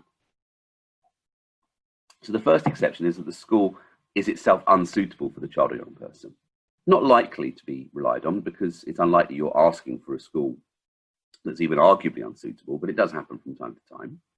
The second is that it would be incompatible with the provision of efficient education for other children, for your child to attend that school. And that's generally because it said the school is full. Now, there's no such thing in law as the school being full, because the tribunal could always order the school to take one more pupil. And what the school and the local authority will have to show, if they want to rely on this exception, is that if one more child, i.e. your child, was to attend, it would not be possible to provide efficient education for other children because it would be dangerous, because there wouldn't be enough space in the classroom, because you couldn't get enough teaching assistants in, whatever reason it might be. There's a high bar for the local authority to rely on that exception. And so the much more common issue is cost, that it would be incompatible with the efficient use of resources for the child or young person to attend that school or institution. And that will generally be the issue where the family wants an independent placement and the local authority are offering a maintained school. But I do have appeals, including one at the moment, where in fact it's said that one maintained school is more expensive than the other for various reasons. So it's not just the independent appeals that this comes up in. And it is important to look at the wording. The legislation doesn't say one school costs more. It says it will be incompatible with the efficient use of resources for the child to attend that school. So if there's some cost difference, you can still argue that the benefits are so great that it's not inefficient for the child to go there.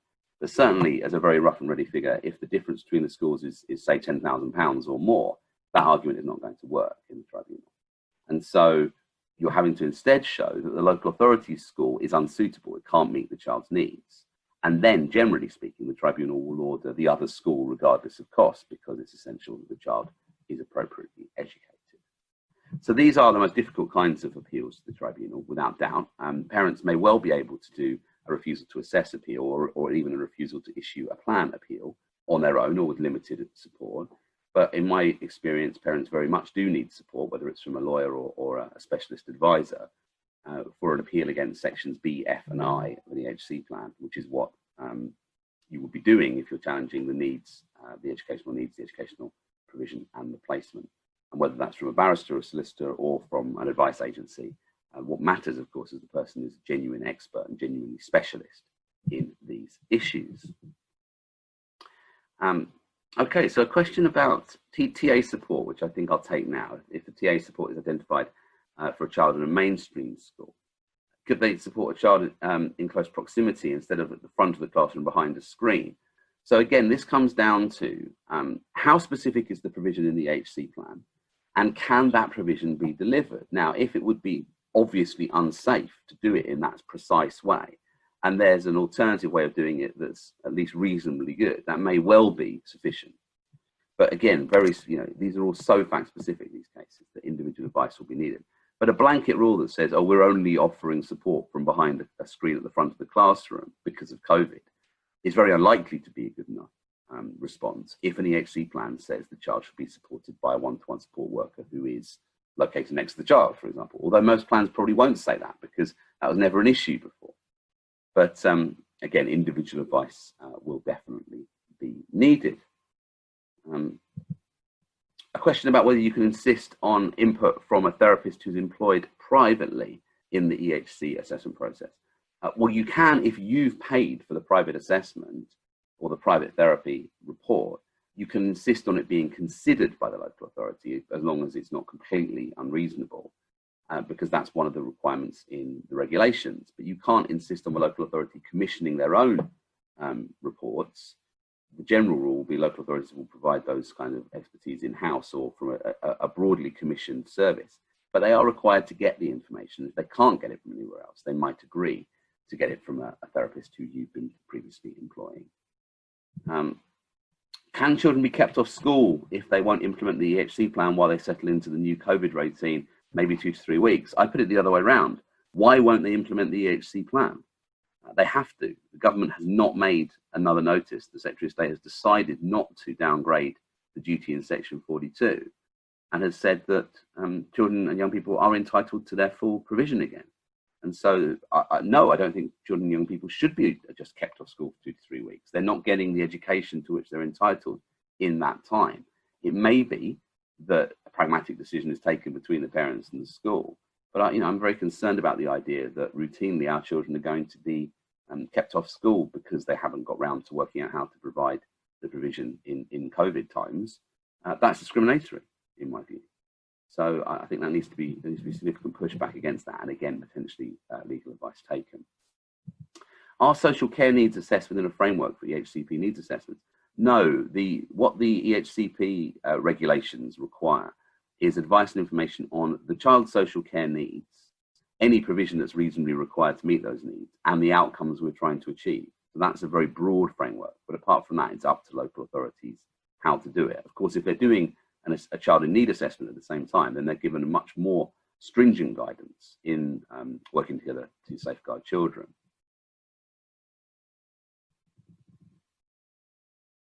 So coming back to an issue that I was discussing under the Equality Act, in terms of reasonable adjustments and anticipatory duties, what could schools reasonably be expected to provide to support children and young people? That's more of a practice question than a legal question, because my lawyer's answer to that is anything that's reasonable. But I don't know what's reasonable. I'm not a teacher, and I'm not a parent of a child we send at school. There needs to be a conversation between the family and the school about what can reasonably be done. Schools will need training. There's a number of agencies that offer training in the reasonable adjustments duty and in disability equality issues more generally. Because all I can say is have a look at the technical guidance for schools, which gives a wide range of examples of the kinds of reasonable adjustments that could be made. But certainly as a lawyer, it's not for me to say what they should be. Can the placement section in an EHC plan be left blank? Yes, it can. The upper tribunal has confirmed that a previous decision that suggested otherwise is wrong. And if a child is not going to attend a school or institution, for example, is going to receive education at home, then section I should be blank because a child's home is not an institution. Can it be non-specific? Yes, it can. It can name a type of school. It can describe a type of school. That's very much frowned upon. And the tribunal is very unhappy about it. And local authorities tend these days to avoid doing it, because of course it doesn't answer the question, because there then can be an argument about whether the particular school that's chosen is within that type or is the appropriate school. So it's far, far better to name a specific school. And if only a type of school has been named, that may well be good reason to appeal to the tribunal. Is it appropriate for EHCP funding to be used to fund PPE, personal protective equipment, in mainstream schools because TAs express desire to wear this equipment in the classroom? That question needs to be unpacked a little bit. First of all, there's very clear guidance that says that TAs should wear PPE, particularly, for example, where they're engaged in aerosol generating procedures, but not just then. So I'd say it's much more than just a desire. It may well be required for the TA to have PPE in certain situations. But there's no such thing as EHCP funding in legal terms, because the duty in Section 42 is for the local authority to secure the provision, no matter how much it costs. And so if there's also a need for PPE, then that will have to be arranged either from the school's budget or from the local authority funding.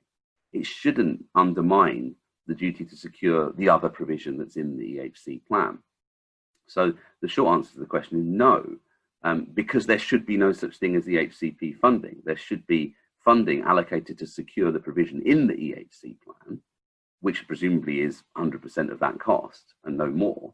And then if there's additional requirements this year, for example, because of the pandemic, that will have to be funded separately.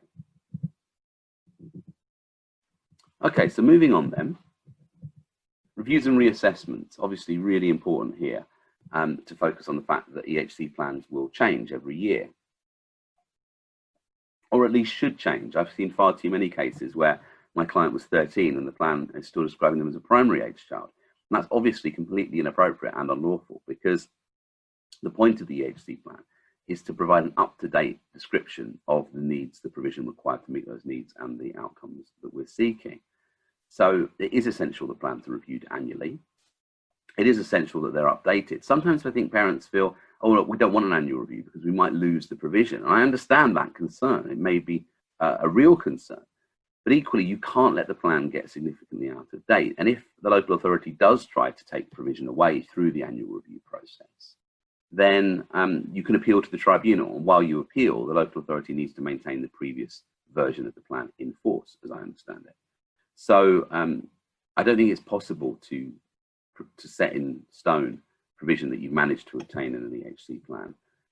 The review process has to be allowed to go ahead. It's a mandatory obligation, specific obligation on the local authority. And it is a duty on the local authority. Schools and colleges must facilitate the process. They must hold the meeting, but the duty to do the annual review is on the local authority. And an annual review is a different thing to a reassessment. Reassessments have to be carried out if there's a more fundamental change in need. And that involves going back to the beginning and getting all of the required advice and information again. But that's often not necessary.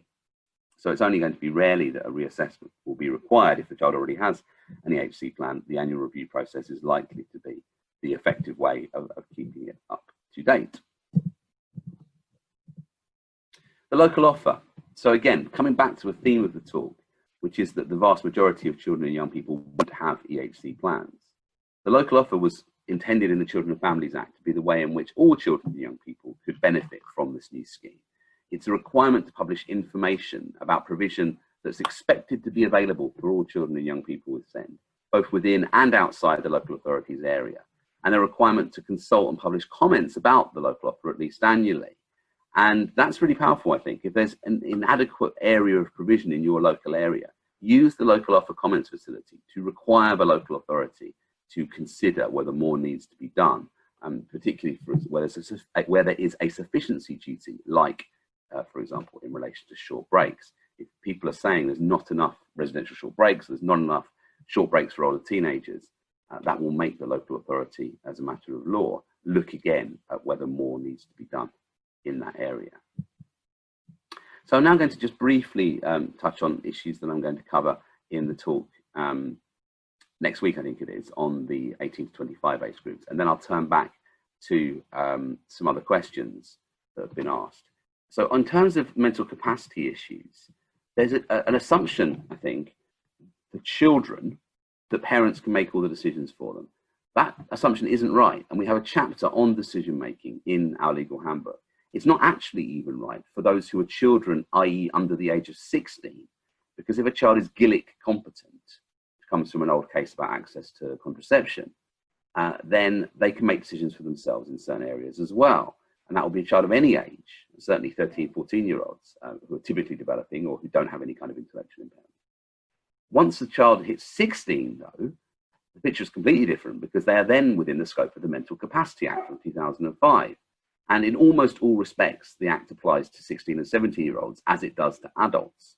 And so what that means is parents of even quite young children should be thinking about issues around decision-making and what's going to happen next before it all hits at 16 or perhaps at 18, although it shouldn't be that late. And that means getting advice about things like, are we going to want to apply to become deputies? Now, a deputy is someone who has decision-making authority given to them by the Court of Protection. And that allows the person to make decisions either in relation to health and welfare issues or in relation to finance and property issues, or both, if you get both types of deputyship.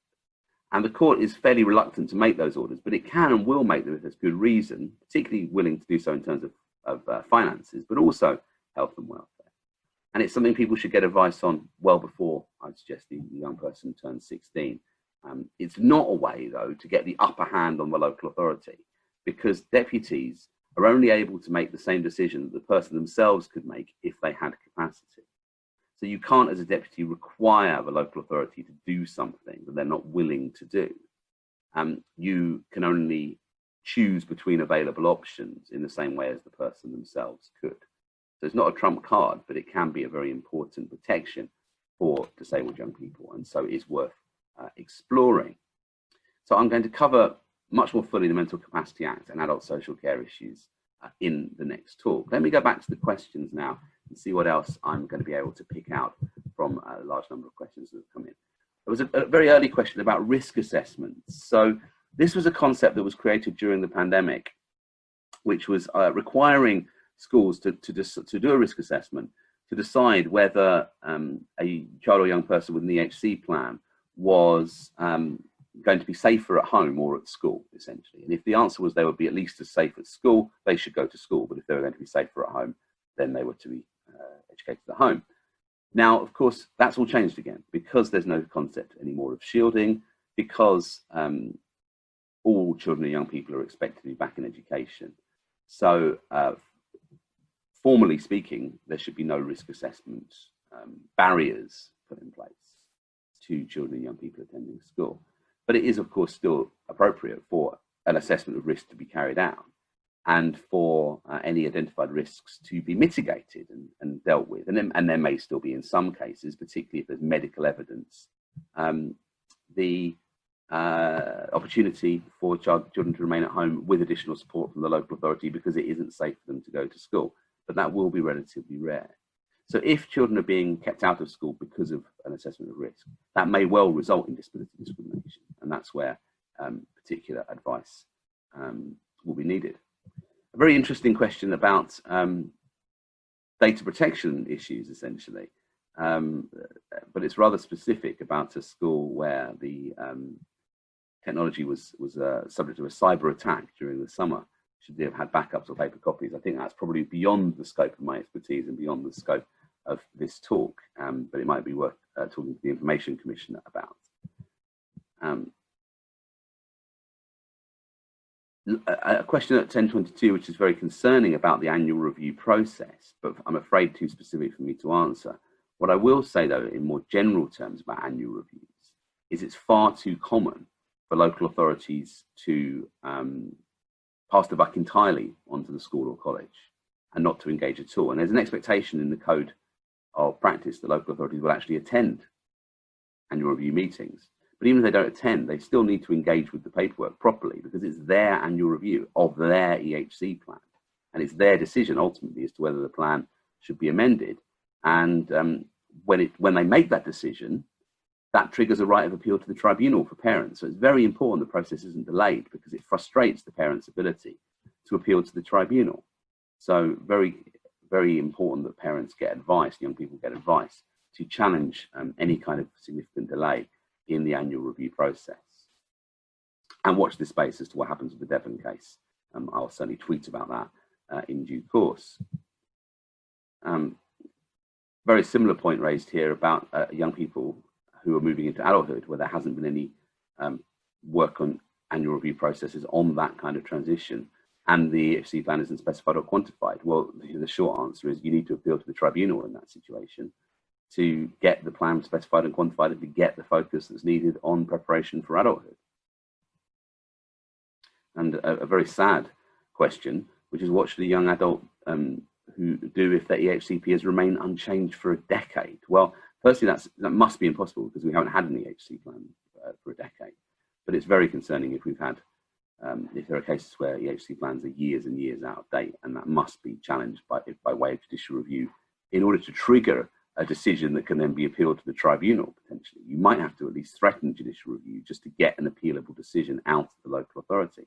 That has happened in cases in which I've been involved. A question about complaints. Yes, there are time limits for complaint processes. I'm afraid I don't have the complaints process time limits at my fingertips. That's something that will be dealt with by solicitors.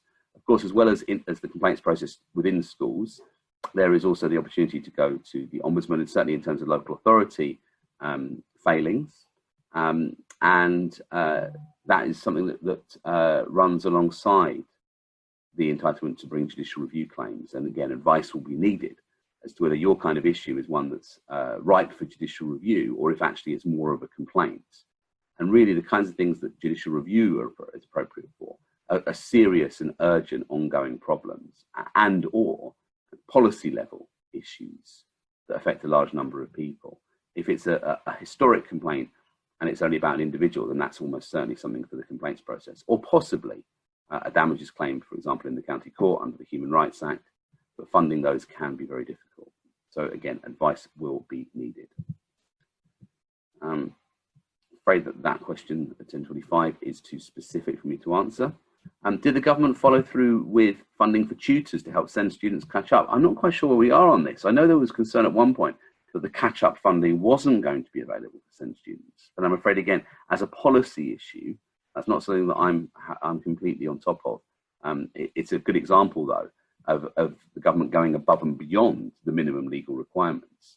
But where the government does decide to go above and beyond minimum legal requirements, then they have to do so in a non-discriminatory way. And that's one of the reasons, again, why the Equality Act and Article 14 of the European Convention on Human Rights is so important, because it requires non-discriminatory policies and allocation of funding, even if those things are not themselves required as a matter of law. A question about a local authority that doesn't quantify the amount of therapy. Is there anything you can do? Yes, I'd say there is. So obviously at an individual level, you can appeal to the tribunal, which will quantify that provision. But if there's a policy, and it may well not be a written down policy, you don't have to write your policies down. You can just be evident from your practice of not quantifying provision. That can be challenged by way of judicial review because it's blatantly unlawful as an approach. It may well be in certain cases it's appropriate not to quantify, at least to a very specific extent. But as a general policy of never quantifying therapy provision, it's very difficult, virtually impossible to see how that can be lawful. And so that is the sort of thing that can be challenged by way of judicial review. A question about can a SEND school say a child can't attend because a family member is on the shielding list? Well, if it could do before the summer, and that's something that, again, I'd need to look into on an individual case basis, it certainly can't now because the shielding list no longer exists. It's been suspended. So that's absolutely not, in my view, a valid reason for preventing a child from attending the school now.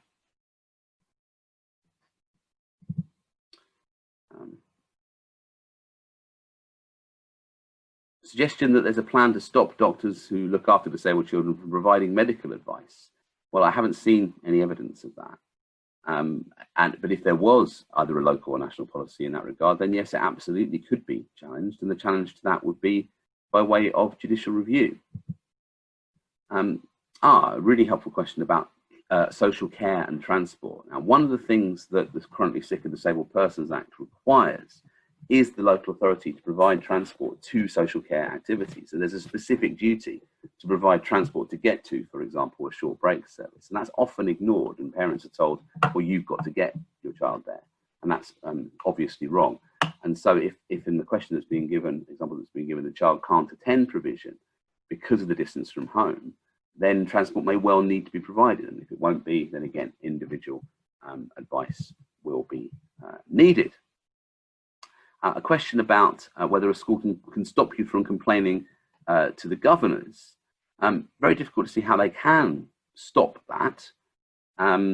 The governors are, of course, the public body with responsibility, for example, for the Section 66 duty. And so if the school is refusing to allow a complaint to the governing body, again, legal advice should be sought.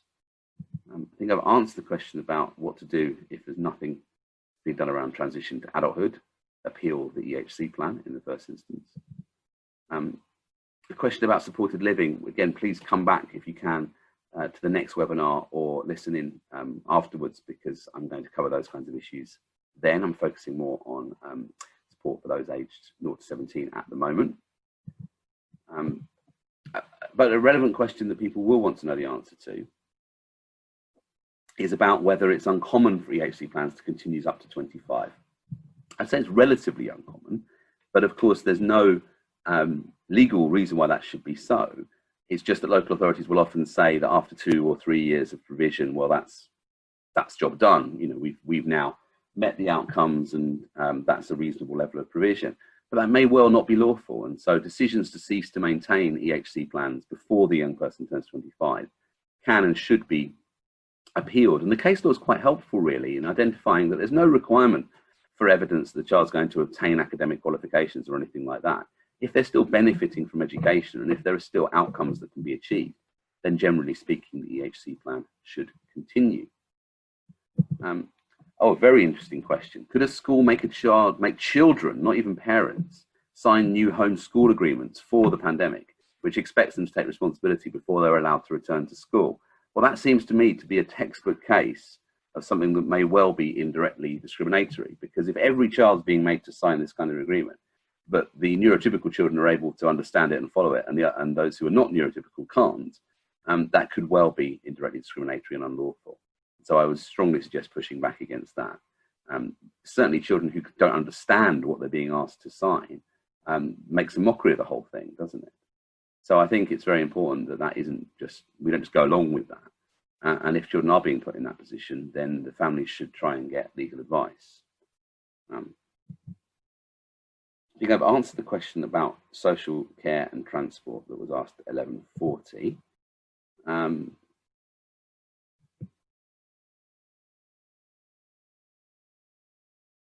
So it's about, this is a question 11:58, is about obtaining advice in the HC needs assessments. And the local authority is saying there's no obligation for professionals listed in Regulation 6.1 to carry out an assessment, just provide advice. Well, that's right. The duty is to provide advice and information. But of course, that advice and information has to be rational and reasonable, and professionals have to comply with their own professional obligations. And it may be in some cases that they can't actually deliver that without doing some form of assessment. So there might be implied duty to carry out an assessment, as opposed to any kind of express duty, which there obviously isn't. And then unfortunately, a question that does come up quite often, which is around Section 47 of the Children and Families Act. Now, Section 47 is the duty to make inquiries where a local authority believes there may be significant risk of harm. And in the example that's being given, and again, of course, I can't comment on the example, it's where a school made a referral for that kind of assessment, blaming the parents for what was going on during the pandemic. Yes, absolutely, in that situation, families will need advice, and they'll need advice from people who understand the child protection system, because there's a clear legal distinction between Part 3 of the Children Act 1989, which includes Section 17 and Section 20, and is all about support, local authority support for children and families, and the other parts of the Children Act, which includes Section 47, which are the child protection parts, which are about compulsory measures to keep children safe.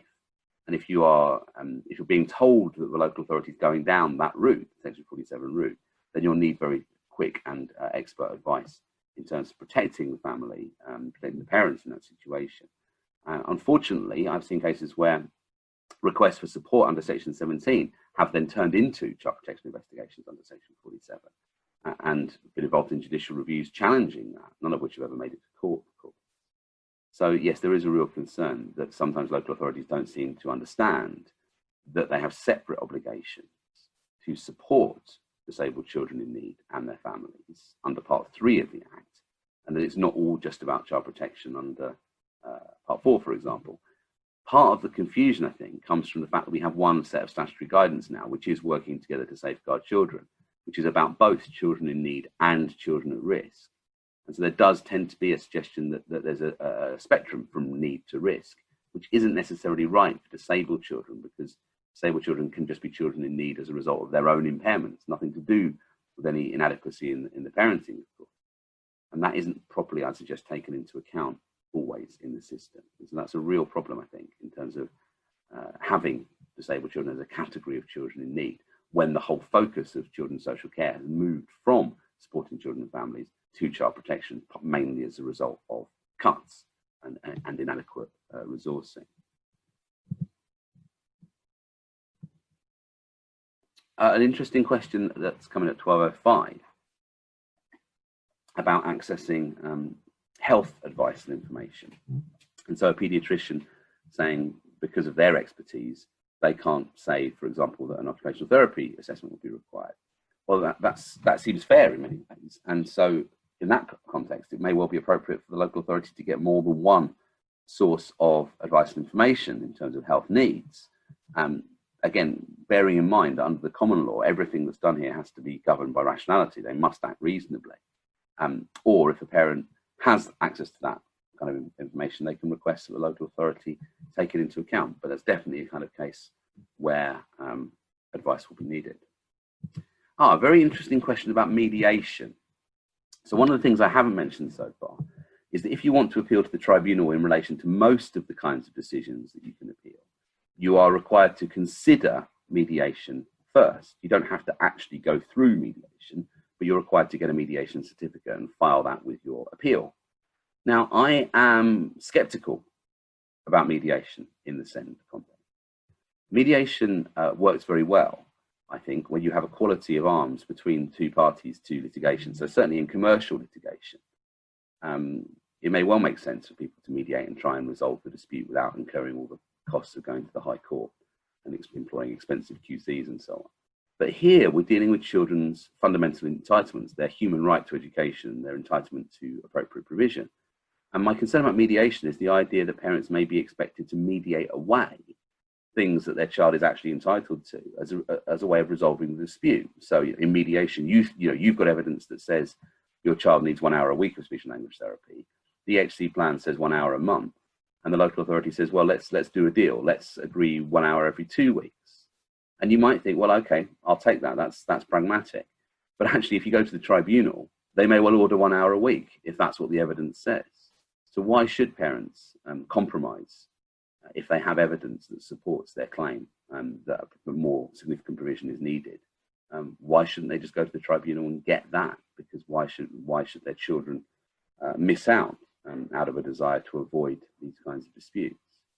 So if you are going to engage in mediation, and I certainly would encourage people to consider it very carefully, make sure you go in with clear advice about the strength of your case and a very clear understanding of which bits of your case are stronger and which bits are weaker. And don't give up more than you'd be likely to get from the tribunal itself, because it's not like going to the High Court. You're not going to be required to pay the local authority's costs unless you behave unreasonably, which is a very high bar, very unusual for parents to even be threatened with costs, and even more unusual for costs to actually be awarded. So it can happen, needs to be kept in mind, but it's unlikely. And so why not go to the tribunal and try and get everything, rather than potentially giving up things that your child or young person will benefit from? So that's my few minutes on mediation. I think I've dealt with the issue about children being kept at school while risk assessments are put in place. It shouldn't be happening. Provisions should be made now. In this context, the child has a draft but not a final EHCP, so the position is slightly different. But even so, the schools have their own duty, Section 66 of the Children and Families Act, to make the appropriate provision. They've got to also comply with the Equality Act.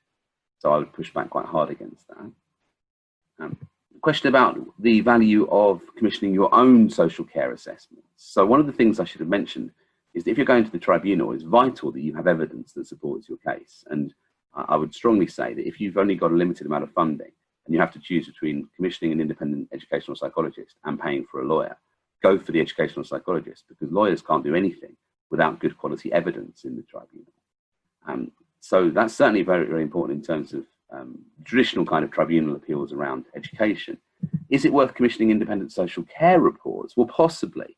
It certainly should be taken into account. And in many cases where I've had a significant dispute around social care, and we were in the process of threatening judicial review, we will obtain an independent social work assessment in order to put that to the local authority, and they will know they have to consider it, but they don't necessarily have to follow it.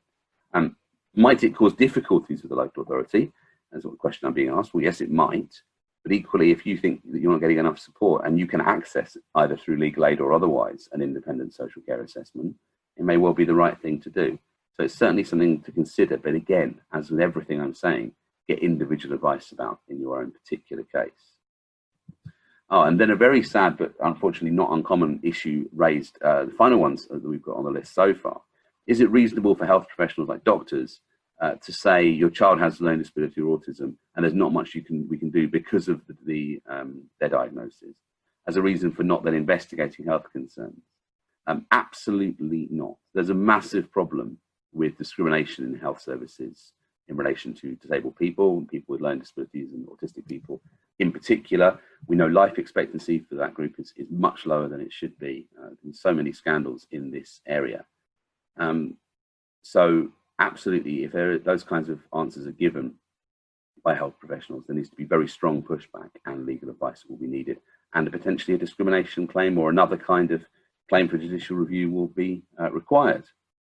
And I'm afraid, sorry, the follow-up question that's come in at 12:22, can a specifically employed nurse write medical advice for the education using the medical notes if the nurse is not looking after the child? It's probably too specific for me to give a definitive answer to. I think all I can say is that may well be lawful because the requirement is for the local authority to obtain health advice and information. It doesn't say from whom, but it would depend, I think, primarily on whether it was reasonable on the facts of that individual case. So thanks very much for all the questions, everyone. And what I'm going to do now is just skip to the end of the slides. I'll be covering these ones on transition, mental capacity and the Care Act next time, and just come up with some sort of concluding thoughts. One of the things I'd want to emphasize is that there's nothing really wrong with the law in our area. It's a bit of a mess. It's unhelpful, in my view, that the Children and Families Act was imposed on top of the previous entitlements. We didn't get a properly reformed scheme for disabled children's services. But you can make it work, particularly if you've got access to a lawyer or you've read my book and you understand enough about the system. There's no fundamental flaws. There are a few gaps, the most obvious one perhaps being residential short breaks. But the law itself is in reasonable shape. Some elements of it come with significant resource implications. If you don't have money invested by the local area in things like EHC plans or carers support, or one thing I haven't talked about today and is really important, school transport. The entitlements to school transport remain. So if you're an eligible child, aged 5 to 16, and you live outside the statutory walking distance, or you can't reasonably be expected to walk to school, then you're entitled to appropriate school transport, and that still has to be delivered during the pandemic as well. So that all costs money. Other things are about new ways of thinking, like the Section 19 duty, focusing on the best possible outcomes and focusing on outcomes rather than inputs, which was the old system was driven by. So the last bullet point on my slide becomes slightly difficult to maintain, particularly with the pandemic added on top of the previous program of austerity. But I do still think the law creates opportunities for families to secure entitlements for children and young people. And it can be used not just by individuals, although that's obviously the fundamental value of the law is entitlements for individuals, but by local groups as well, working together to highlight what Article 23 of the UN Convention on the Rights of the Child says about the kinds of expectations we have for support for disabled children and outcomes for them, to push back on the need to promote the welfare of children in the Children Act 2004, the need to advance the quality of opportunity for disabled children in the public sector equality duty, all those things I spoke about at the beginning of the talk, the way that the law can be an advocacy tool for local areas working together as well. And I know lots of local groups will be represented on the people who are listening to this webinar. So I do hope you're able to take some of these tools, look them up yourselves, of course, and just Google them. They're all available. All of these resources are now free of charge online, including our book through the Council for Disabled Children, and then use the law in the discussions that are happening locally. Because even though things are difficult and getting increasingly difficult, local authorities still have choices to make about where to prioritise the limited funding that they do have available. And so what has to happen, in my view, is that disabled children and young people must be a priority in every local area. So thank you very much, everyone, for listening this morning. Those are my contact details. I should say that the best way to engage on all these issues is really on Twitter, if you use it. That's my handle there, @SteveBroach. Always happy to debate and discuss these issues there. If you are looking for specific legal advice, I can be instructed on a direct access basis, but I can't get legal aid. So it would have to be privately. And that means if you want legal aid, you need to speak to a solicitor who's got the right legal aid contract. And the best way to do that, perhaps, is to look at the list on my blog.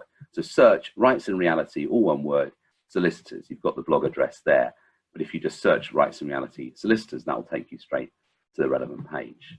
I'll just check if there's anything else that's come in before we draw to a conclusion. I see there's something on the chat that I'm not seeing at the moment. I'm sorry. I'm still on the Q&A. Nothing. I'm afraid that last question, 1223, is too specific for me to answer. But I'm glad to have had the chance to answer lots of the questions today. I hope it's been helpful.